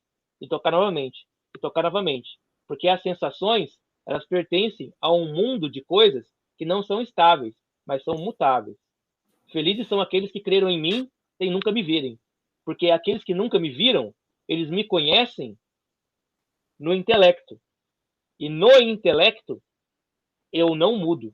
E esta é a minha natureza. A minha natureza é uma natureza imutável. Portanto, só o intelecto humano consegue conhecer um Deus imutável. Os sentidos humanos não conseguem conceber tal Deus. Por isso que é impossível ao homem encontrar Deus por meio dos sentidos. Por isso que se Deus aparecesse para você, fisicamente, você não o conheceria de fato. Porque você só conheceria aquela imagem passageira, momentânea e imutável daquela experiência específica. Ficou mais claro ou não? Ficou claro, ficou, agora sim. Tu trouxe um ponto aí, né, que Jesus ressuscitou, né, nesse corpo, na matéria, mas a matéria é imutável, mas a matéria... Jesus teve, inclusive, com fome. Depois que ele ressuscitou, ele comeu. Ele teve fome. Ele comeu, né? Não teve fome, né? Ele comeu, né? Não, na verdade, não teve fome. Então, fala que ele comeu, né? Não teve fome. Ele foi lá, comeu, se alimentou, então ele ressuscitou no corpo glorificado. Isso aí me leva a pensar da seguinte maneira. Ora, a gente tem muito a ideia de que o cristão ele faz a diferença na sociedade, a sociedade se torna cada vez melhor. Não se pensa isso. Não, olha, o cristão ele tem um comportamento diferente, ele tem valores morais que contribuem para o bem-estar da civilização, da sociedade. Então, quanto maior o número de cristãos, maior tende a sociedade melhor tende a sociedade a ser. Né? Uhum. Então, eu vejo da seguinte maneira, né? Da seguinte maneira, que o cristão, como diz o texto, ele é sal. Ele vai só tardar a putrificação, acho que é a putrificação, né, da sociedade. Ele só tarda, que o sal só serve para isso. Então, não vai conseguir mudar nada, porque o papel do cristão não é redimir ninguém. Certo. O papel de redenção é de Cristo. E aí o texto vai dizer, né, lá em Colossenses, que ele vai redimir toda a criação. Certo. Ou seja, então a ideia que se tem não é que que é somente o homem redimido, não é somente o homem que será redimido e reconciliado com Deus, mas toda a criação. Porque toda a criação foi colocada em um caos por conta do pecado de Adão, colocada em uma maldição, né? Maldita é a terra por tua culpa. Então, Cristo, quando ele vai redimir, não vai mais haver aquela criação ex nihilo, tudo foi criado. Agora, tudo vai ser redimido, inclusive a própria criação, né? Sim. Agora, há um elemento, né? A criação será redimida por quê? Porque ela não é má. A matéria não é ruim, ela é muito boa. Perfeito. Ela só está degenerada. Então, o que vai acontecer? Vai ser redimida, isso. Uma restauração ao seu estado natural. O estado natural da criação é imutável e eterno e perfeito. O estado natural da criação... Oi? Então, quando se fala em redenção, não é apenas do homem. Não. É de toda a criação. à redenção da criação como um todo. E essa criação como um todo, então, ela será estável, não será mais mutável, porque a mutabilidade é um critério, né, é uma característica da imperfeição, certo? A mutabilidade é característica da imperfeição, porque se algo é perfeito, não pode mudar. Se algo muda, é porque não é perfeito. Você já imaginou? Você fala assim, aqui, ó, escrevi um texto, esse texto aqui, nossa, está perfeito. Bom, se está perfeito, eu não posso amassá-lo, eu não posso queimá-lo, eu não posso destruí-lo. Coloca na Bíblia. Certo? Se o texto ele pode ser destruído, ele não é perfeito, ele é imperfeito, né? Porque ele não é estável. O mundo que nós vivemos hoje é um mundo imperfeito, porque nada é estável, tudo é mudança, né? Tudo é fluxo, como diria o Heráclito, né? Mas quando houver um novo céu e uma nova terra, esse novo céu e essa nova terra, eles serão perfeitos. Portanto, não haverá mais mutabilidade. Não vai ser um novo, né? Vai ser o mesmo redimido. O mesmo renovado, né? O mesmo renovado. E logo, então, esse novo céu e essa nova terra, eles não serão novos céus e nova terra, né? Que nós experimentaremos pelos sentidos apenas. Mas nós nos relacionaremos com isso por meio do intelecto puro. Que essa seria a ideia do Agostinho, pelo menos, né? Eu já não conhecerei mais a árvore redimida pelo momento da minha observação a ela. Eu conhecerei essa árvore na sua essência plena e absoluta.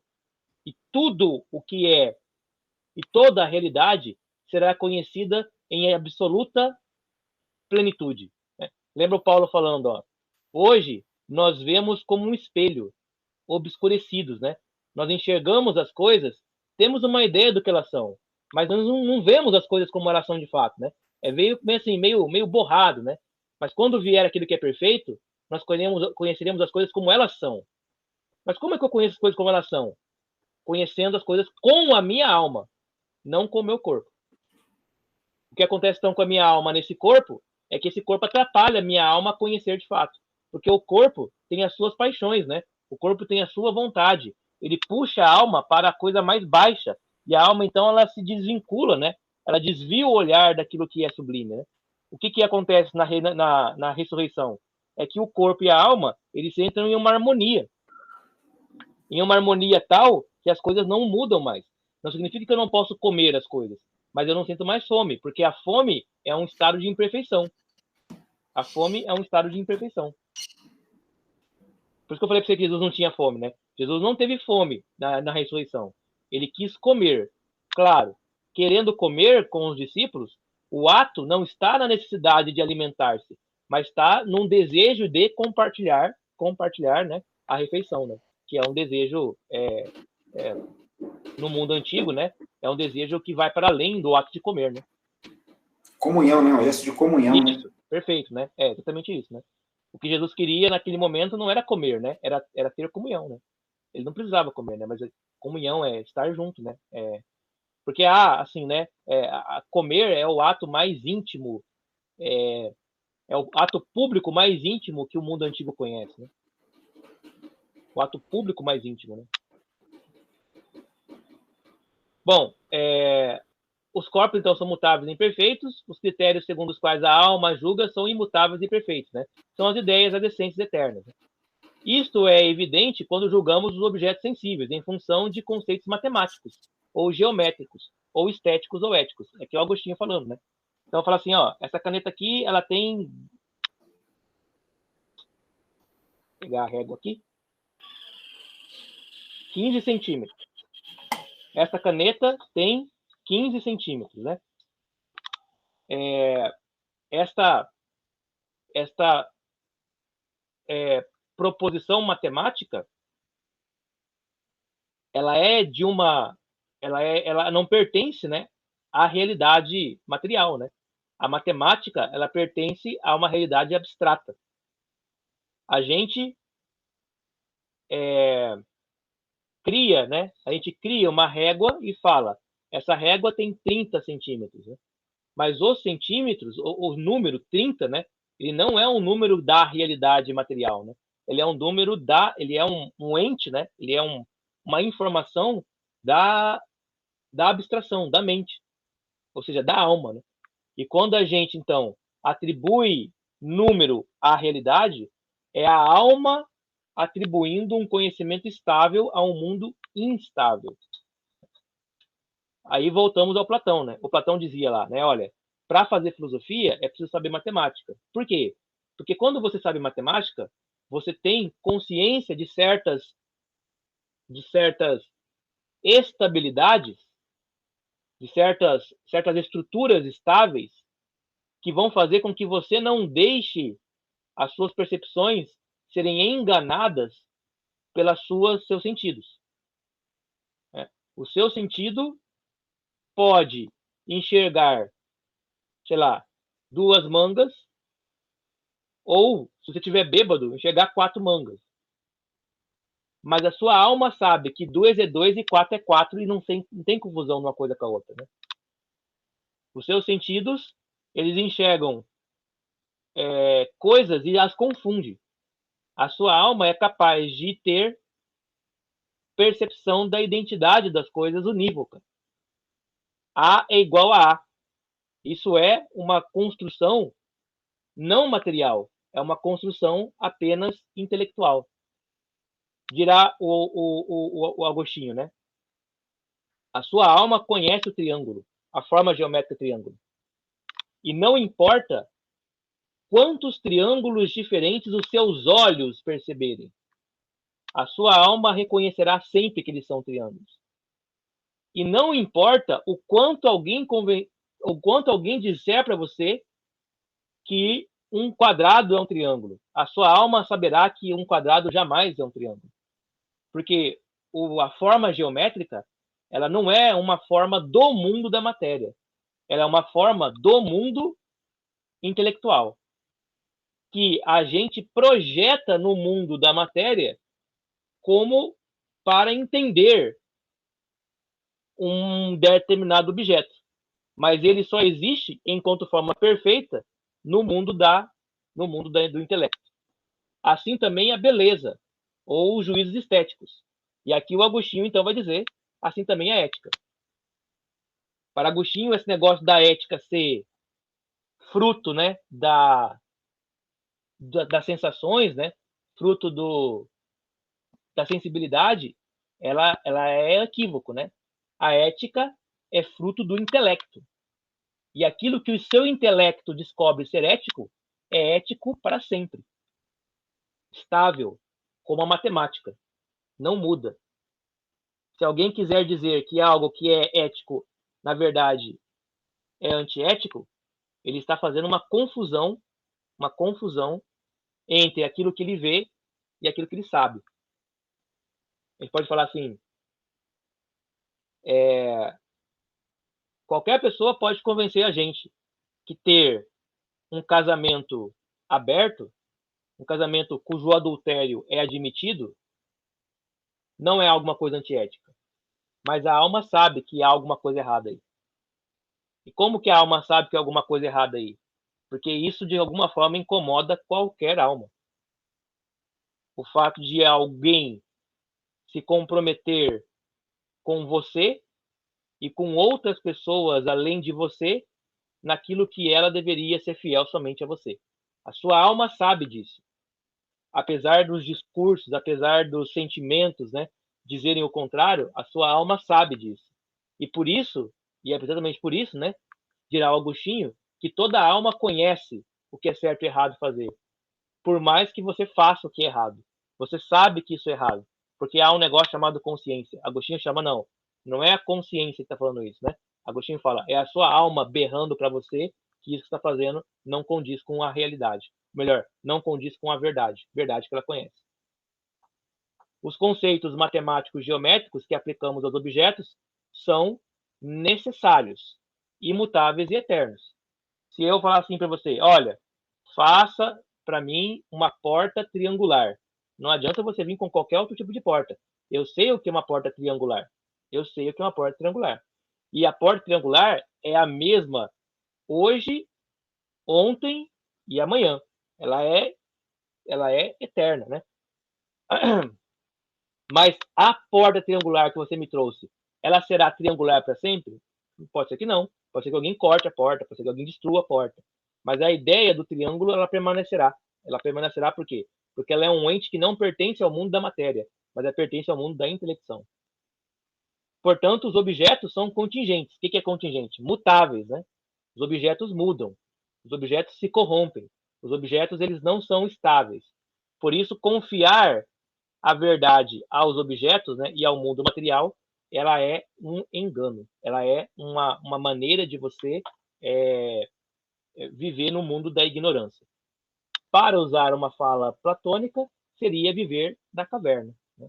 A caverna, achando que a sombra é a realidade, quando na verdade ela é apenas a ilusão dos sentidos. O que é verdade é aquilo que a sua mente consegue captar, intuir, projetar, não os seus sentidos.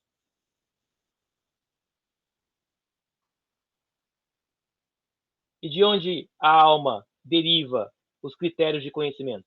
Bom, a alma não produz os critérios. A alma está usando uma estrutura já feita. A alma, para Agostinho, também não é imutável, porque ela foi criada com o homem. E se ela foi criada com o homem, se ela foi criada em algum momento, né, ela não é estável, né, ela muda, ela não é perfeita. Perfeito só aquele que é incriado. Né? Mas os critérios que a alma usa, eles são imutáveis. Digamos até que os critérios que a alma usa, eles são eternos, né? Eles são perfeitos, né? A matemática é perfeita. Os conceitos que a alma busca são verdades eternas e imutáveis. Logo é necessário existir algo acima de nossa mente, uma lei que se chama verdade. Logo, existe uma natureza imutável, superior à alma humana. A verdade torna-se, então, para Agostinho, a medida de todas as coisas. E o próprio intelecto é medido em relação à verdade. E contra quem ele está falando aqui agora? A verdade é a medida de todas as coisas, né? Ele está falando contra quem? Ele está falando contra uma classe de pensadores lá do tempo do Platão, né? Do tempo do Sócrates, né? Que é a classe dos sofistas. Um dos sofistas famosos, né? Era o Protágoras, né? E o Protágoras dizia: o homem é a medida de todas as coisas. Como quem quisesse dizer, quem determina o que é certo e o que é errado sou eu. É o meu discurso. É a minha capacidade de convencimento. O Agostinho vai falar, negativo. Quem é o critério de todas as coisas é a verdade. A minha alma, ela conhece a verdade e me informa. O meu discurso, ele pode mentir ou pode dizer a verdade. Se ele diz a verdade, ele está dizendo aquilo que a alma de fato conhece. Se ele diz mentira, ele está enganando a si mesmo e enganando a própria alma. É o que o Agostinho vai ver nos maniqueístas e nos donatistas, né? E o donatista chega e fala assim, ó, não, eu não aceito que a comunhão dada por um padre pecador valha da mesma forma que a comunhão dada por um padre que não tenha pecado. Agostinho fala, mano, beleza, né? Mas como é que você sabe que o cara ele é pecador ou não é pecador? Ora, porque eu vejo ele cometendo pecados e eu vejo ele não cometendo pecados. Mas você confia na sua visão? Você confia nos seus sentidos? Porque se você confia nos seus sentidos, você está enganando a sua alma. Porque a sua alma sabe que mesmo o padre mais santo, ele é um desgraçado pecador. E se ele é aparentemente mais santo, mais pecador ele será. Por quê? Porque ele, conhecendo mais a verdade, é mais indesculpável ainda em praticar o errado.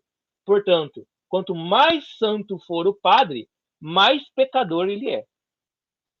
Daí a razão pela qual ele não vai aceitar de maneira alguma a proposição do Donatus, né? Que confiava que os próprios sentidos podiam avaliar a santidade de um padre. Vocês estão aí ainda? Tô, pô, tá de boa. Com silêncio. Não, tá de boa, hein? É que quando tá falando aí, eu tô escrevendo, pô. Beleza, então. Enquanto tu fala aí, eu escrevo aqui, ó. Como é que tá aqui, ó? Escrevo no computador, escrevo no papel, entendeu? Escrevo no livro. Não dá para fazer duas coisas ao mesmo tempo, não, pô. Ouvir, falar e escrever, entendeu? Duas já é suficiente. Ouvir e escrever. Fala aí, Fred.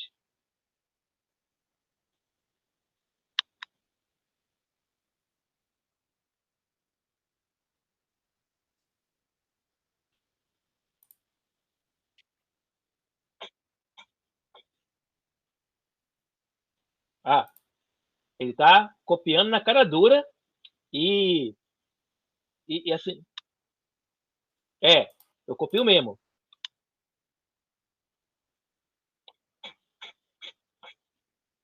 Isso. Isso, né? Quer dizer, você tem sete notas, né? Mais 5 sustenidos, né? Dá 12, né? E aí, todas as músicas, elas são reproduções dessas 12 notas aí. É isso, né? Aí você vai... Oi? O que vai mudar, né? Ritmo, tempo, né? Essas coisas todas, né, tal. Mas são lá, exatamente. Então, assim, ó... Cara, mas eu já ouvi falar, tu falou dessa, eu já ouvi falar no microtom, cara. Tem o tom, semitom e o microtom. É o que chama de comas, né? Que é o... Entre cada tom, existe um número de comas, né? Que é um número de variação menor ali, né? Tem até umas afinações diferentes, assim, e tal.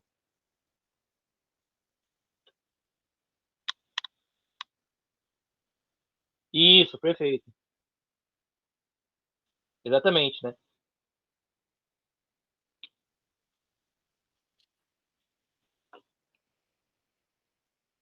Não... Exatamente, né? Ou seja, mas assim, há uma quantidade limitada, vamos dizer assim, de notas possíveis, né? Aí essa quantidade de notas é uma estrutura que a sua mente, que a sua alma conhece, né? A maneira como essa estrutura se organiza, ela é tão variável que você consegue criar uma infinidade de músicas diferentes, mas sempre utilizando as mesmas estruturas, né? Não tem como você fazer música, melodia, sem nota musical. É impossível. É impossível.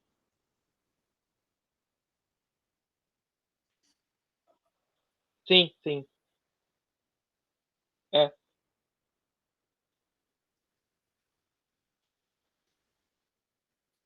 exatamente.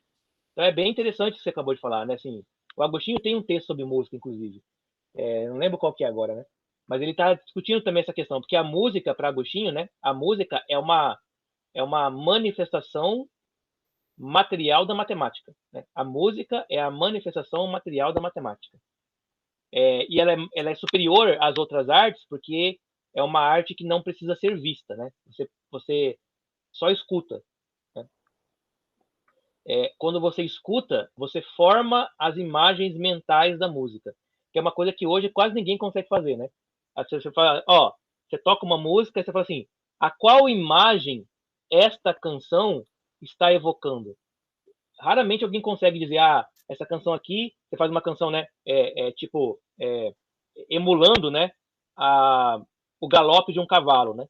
Parapam, parapam, parapam, parapam. Aí fala, essa música aqui, ela está evocando a imagem, né, de um cavalo galopando, né? Quer dizer, a música consegue pegar uma imagem visível, né? Uma imagem, né? E transformar ela em uma sensação sonora que é construída por meio de estruturas matemáticas e que produzem a mesma sensação na alma do que a visão do cavalo galopando. É uma coisa sensacional, né? Mas a gente perdeu a capacidade de entender essa estrutura musical no mundo moderno. Tava vendo um cara que ele faz isso, né? Ele interpreta muito. Ele pega lá a música aquele filme lá, Piratas do Caribe, né? E aí ele toca a música, a melodia no piano, fala pararam, pam, pararam, pam, pararam, tam, tararam. Aí você fala assim, a música começa mais lenta, assim, ó, você consegue perceber que a música está fazendo um movimento de onda do mar, né? E é bem isso, ela vai na partitura, né? Ela vai indo, aí ela vem, vai indo, vai indo, vai vem. Aí fala, ó, e aqui entra o navio, né? Com os piratas lutando, e ela fica mais intensa, né? Mais intensa. Então, você vai ver pela música, você vai seguindo a atitude comportamental do filme, né? Isso é uma forma de tradução que a mente consegue traduzir por meio de notação musical, que é matemática, um comportamento humano. É uma coisa sensacional isso, né? No mundo medieval, os autores do mundo medieval, da matemática medieval, eles inventaram o sistema binário, que hoje é utilizado no computador. Esse negócio de 0, 1, 0, 0, 0, 1. Né? Essa notação binária, para entender a realidade, ela foi inventada no mundo medieval com os matemáticos aristotélicos, né? Que é essa ideia também. A matemática é a linguagem da alma para a compreensão da realidade. É a linguagem da alma. Isso aí mesmo. Né? Entendeu?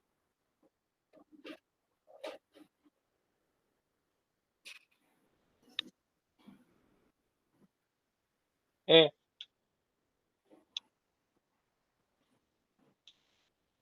é, exatamente, porque a cor, porque a forma, a cor, né, ela vai depender de ter um aparelho sensível que funcione bem, né?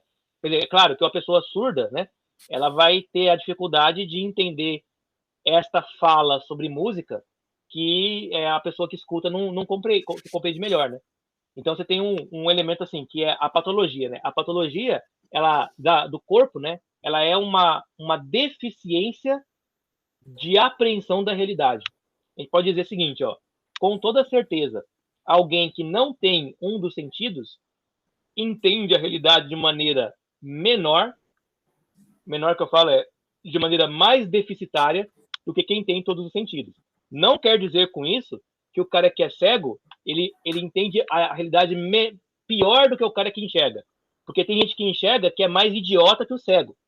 Mas se for dois caras com a mesma capacidade intelectual, mas um é cego e o outro não, o que não é cego entenderá sempre mais do que aquele que é cego. Por quê? Porque haverá mais provocações no próprio corpo que farão a alma produzir mais representações do que aquele que tem a deficiência. Não sei se deu para entender isso. Deu. Essas ideias, né, são ideias agostinianas e platônicas, tá? O Aristóteles depois vai discordar disso, né? O Aristóteles fala assim, não, o conhecimento seguro do homem vem pelos sentidos, né? Você não pode dizer que você não está vendo aquilo que você está vendo. Aristóteles vai falar, não, os sentidos eles são o critério de verdade. Para Agostinho não é. Para Agostinho, o critério de verdade é o intelecto, não é o sentido. Que ele chama de sexto sentido, né? O Agostinho ele chama de intuição, né? Naquele livro dele, o livre-arbítrio, ele fala sexto sentido, né? É a intuição. É a intuição que é o sentido da alma, né? É uma discussão brabíssima. Assim, o pessoal fala, o Agostinho, ele é santo, e aí não vai se tratar de certo ou errado, né, cara? Não, porque o Agostinho está discutindo, assim, num nível que os filósofos modernos mais sofisticados discutem. Só que todo mundo fala que o Agostinho não é nada, porque o Agostinho é santo católico. Né? Porque o Agostinho é crente, porque o Agostinho é isso. Cara, a filosofia do mas cara... aí já é desenhar, aí é ad hominem, aí já descarta, já. A filosofia do cara é muito complexa. É muito complexa.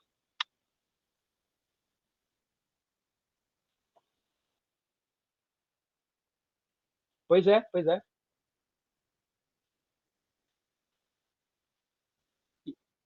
E isso é, até hoje, Fred, isso é insolúvel. Existem os pensadores, né, que desqualificam os sentidos em nome do intelecto, e existem os que desqualificam o intelecto em nome dos sentidos, e existem aqueles que querem juntar os dois. Isso é um problema, assim, ó, que até hoje é um problema na história da filosofia aí, até hoje, né? Mas é uma discussão interessantíssima, essa discussão. Bom, só terminando aqui, né, que já deu quase 2 horas já de aula. Aqui, as ideias, né? Lembra lá que o Platão tinha, né? a teoria das ideias, né? Vamos lembrar, para o Platão, as ideias estão fora do homem, lá no mundo das ideias. Para o Agostinho, as ideias estão dentro do homem, mas não são do homem. Elas são de Deus. E é porque Deus está dentro do homem, é que as ideias estão dentro do homem também. Esta verdade que captamos com o puro intelecto é constituída pelas ideias. As ideias são rationes intelligibles, corporales queruationes, ou seja, razões inteligíveis incorporadas em razão, né? Em razão inteligível, né? Em razão que eu conheço. Né? São as supremas realidades inteligíveis. As ideias são os conceitos, né?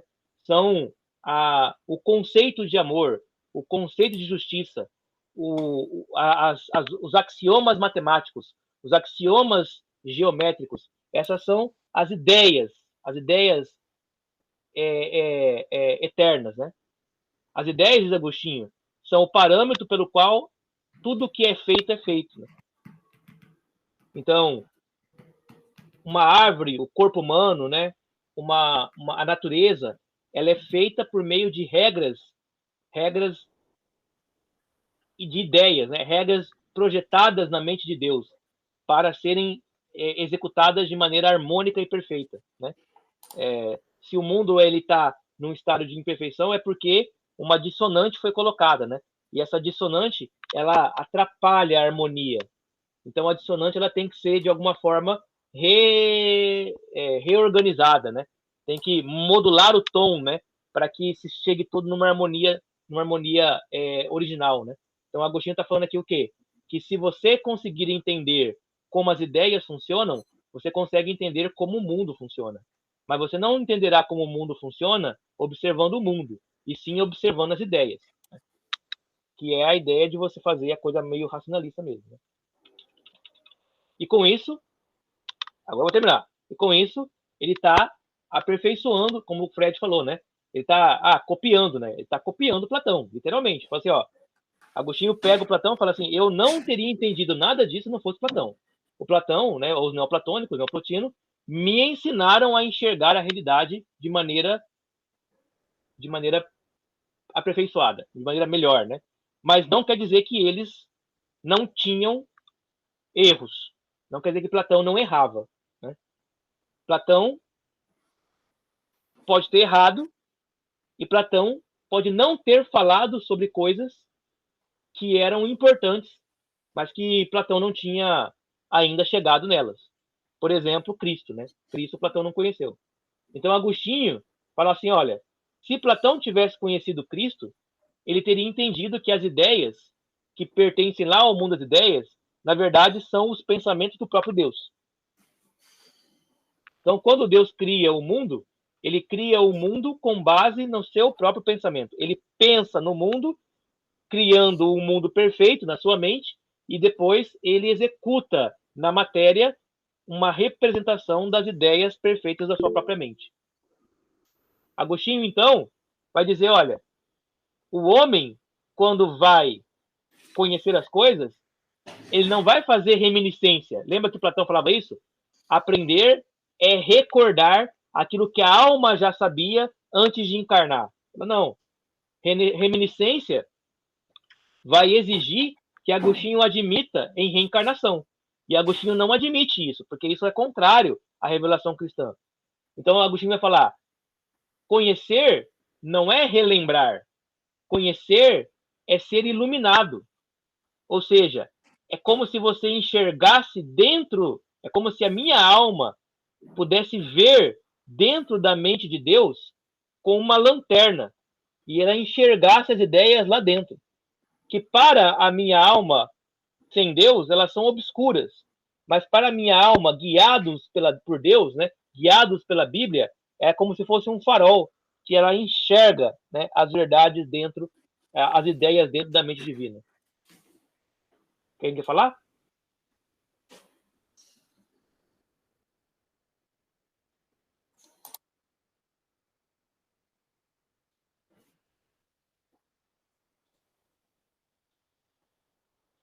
Isso, isso.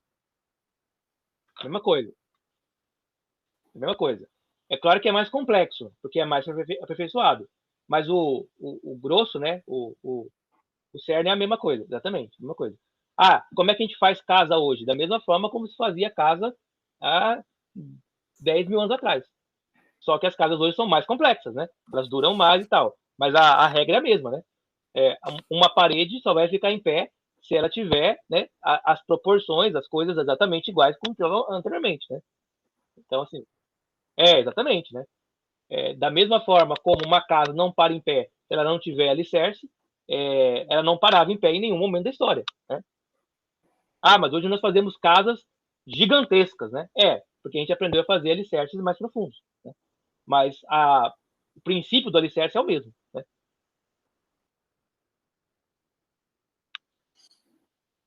É o princípio de tudo, né? O princípio de tudo. E é isso impressionante, né? Por quê? Porque você pega, por exemplo, né, um engenheiro do mundo moderno, né? E leva ele para ver, por exemplo, né, as construções do mundo antigo, ele olha para aquilo e fala, cara, como é que será que eles fizeram isso, né? Quer dizer, ele deveria saber, né? Porque ele acumulou o conhecimento do mundo antigo com o mundo moderno, né? Mas ele não sabe por quê. Porque o conhecimento, os princípios, eles estão lá, né? Só que ele não consegue operar os princípios, por quê? Porque o mundo moderno facilitou a operação dos princípios por meio de outros meios, né? Hoje você pega e coloca num programa de computador e ele faz o cálculo para você. Mas o cara que fazia, por exemplo, o Partenon, né? Que fazia, por exemplo, uma obra tipo Coliseu, ele tinha que fazer aquilo tudo na unha, né? No papel, né? Tem que fazer desse jeito para esse negócio não cair. E não caiu até hoje, né? Tem casa que engenheiro faz que cai hoje, né? Então você vê, o princípio ele é o mesmo, não mudou, né? O que mudou foi o aperfeiçoamento dos materiais e que nem sempre o aperfeiçoamento causa uma coisa mais eficiente, né? Às vezes você tenta aperfeiçoar e estraga, que vai acontecer na filosofia também, né? Tem gente que vai tentar aperfeiçoar o Platão e ao invés de melhorar, vai estragar, né? Vai deixar coisas que eram importantes de lado e valorizar coisas que não eram importantes, vai fazer uma cagada, né? Também isso vai acontecer também.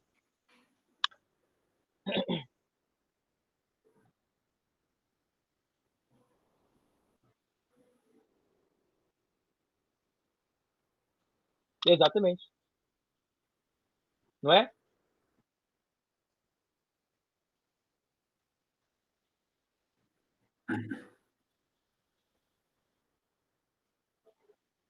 Não é verdade? Então por quê? Porque o aperfeiçoamento nem sempre ele melhora, né? Às vezes ele piora, né? Vou fazer uma reforma na minha casa e ficar melhor, né? E aí começa a ter goteira, começa a ter um monte de coisa, né? Por quê? Porque nem sempre que você reforma uma coisa, você faz ela bem feita, né?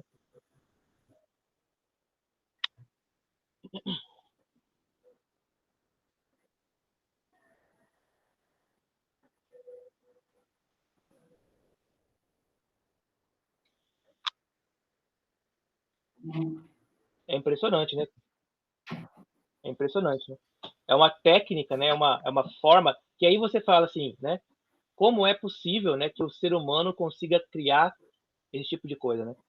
Não pode ser o ser humano, né? Tem que ser algo para além do ser humano, tem que ser algo que é divino mesmo, né? Então não é à toa que a arte... Pode falar. Como diz lá o livro de Levíticos, né? O Espírito Santo deu a eles sabedoria para que eles fizessem da maneira como Deus estava dizendo a eles. Perfeito, não é isso, né? Quer dizer, tem coisas que você olha assim e fala assim, cara, isso aqui não pode ser humano isso, né? Ou é alien, ou é Deus, né? Ou é alien, ou é uma inspiração divina, né? Tem só para terminar, né? Tem um cara que, eu não tenho, mas tem uma história, não sei qual que é o cara exatamente, né? Ele foi construir, né, um edifício assim, e aí ele fez os cálculos lá tal e não precisava ter uma coluna lá, né? Mas aí nenhum arquiteto da época, né, permitiu que ele construísse o negócio sem ter a coluna. Aí ele, bom, né, foi lá e fez a coluna, né? E aí depois de pronto, né, descobriram que a coluna não estava encostando no para calçar, né, o teto, né? Tinha assim um centímetro, né, de diferença, né? No final das contas, o cara estava certo mesmo, né? Ele conseguiu fazer um cálculo tão avançado que nenhum arquiteto da época conseguiu entender o cálculo dele. E aí, para não ter confusão, ele fez a coluna, mas a coluna inútil, né? Tá lá só para enfeite mesmo, né? Porque ela não faz o serviço dela, né? Bom, da mesma forma que Deus, que é puro ser, com a criação transmite o ser às outras coisas, assim, analogamente, enquanto é verdade, transmite às mentes a capacidade de conhecer a verdade, produzindo uma metafísica marcada pela própria verdade das mentes. O que ele está falando aqui é o seguinte, ó. Deus, quando cria as coisas do mundo, ele atribui a essas coisas função, finalidade. São as formas, né? Função, finalidade, forma, tudo mais e tal. Da mesma forma que Deus, quando cria um mundo, ele cria tudo com uma finalidade e forma, quando Deus capacita a minha mente, ele capacita a minha mente com a capacidade de compreender a realidade e o mundo e as formas. Deus, ele fez a mente humana para que a mente pudesse conhecer a realidade. Lembra que eu falei na última aula para vocês que o Descartes, ele tinha uma desconfiança, né? A desconfiança dele é a seguinte: será que o mundo não foi feito por um ser demoníaco que quer enganar a minha mente o tempo todo? De onde ele tirou essa ideia? Ele tirou essa ideia de uma discussão agostiniana. O Agostinho fala: o mundo foi criado por um Deus bom, e porque Deus é bom, o mundo é compreensível pelo ser humano. Porque Deus não faria um mundo e colocaria uma mente humana, na mente humana, uma incapacidade de compreender a realidade. A mente humana é capacitada a compreender a realidade porque Deus é bom e Deus não é enganador. Quando o Descartes começa a produzir a filosofia dele, ele quer tirar Deus da razão. Ele quer tirar Deus da filosofia. Fala assim, ó, eu quero fazer uma filosofia que não precise de Deus para explicá-la. Mas quando ele chega para explicar o mundo, ele fala: mas e se o mundo foi feito por um gênio maligno? Ou mais, se o mundo, ele na verdade é um grande caos. Se o mundo é um grande caos, ele é incompreensível. Se ele é incompreensível, nenhuma coisa que eu estou falando é verdadeira. Nada do mundo que eu falar é verdadeiro. Porque sempre haverá um caos que eu não conheço. Portanto, o René Descartes, ele é obrigado a terminar a meditação dele dizendo: Deus tem que existir para que o mundo seja compreensível à minha mente. Descartes é um matemático. Descartes não é um crente. Ele não é um crédulo. Ele fala: olha, para que a matemática possa existir no mundo, é preciso que um Deus tenha feito esse mundo com regras matemáticas. Porque se Deus não fez o mundo com regras matemáticas e o mundo é fruto de um acaso caótico, as regras matemáticas não explicam o mundo. E por isso, o mundo é incompreensível. E a razão humana, ela é infrutífera. Bom, Deus nos cria como ser, nos ilumina com a verdade, nos atrai a Ele, nos atrai e nos dá paz, com amor. E assim, Deus nos dá finalidade e sentido de existência. É assim que a iluminação dele, ela nos informa de que a vida neste mundo não é ruim, como diria o Platão, mas é boa. E tão boa ela é que ela será, aqui neste mundo mesmo, eterna. Dessa forma, ele aperfeiçoou o Platão, porque o Platão falava: o bom é fugir desse mundo. O Agostinho fala: não, este mundo é bom, só ele está meio estragado. E quando ele for restaurado no amor, o mundo se tornará um lugar ideal e perfeito para a habitação do ser humano. Beleza?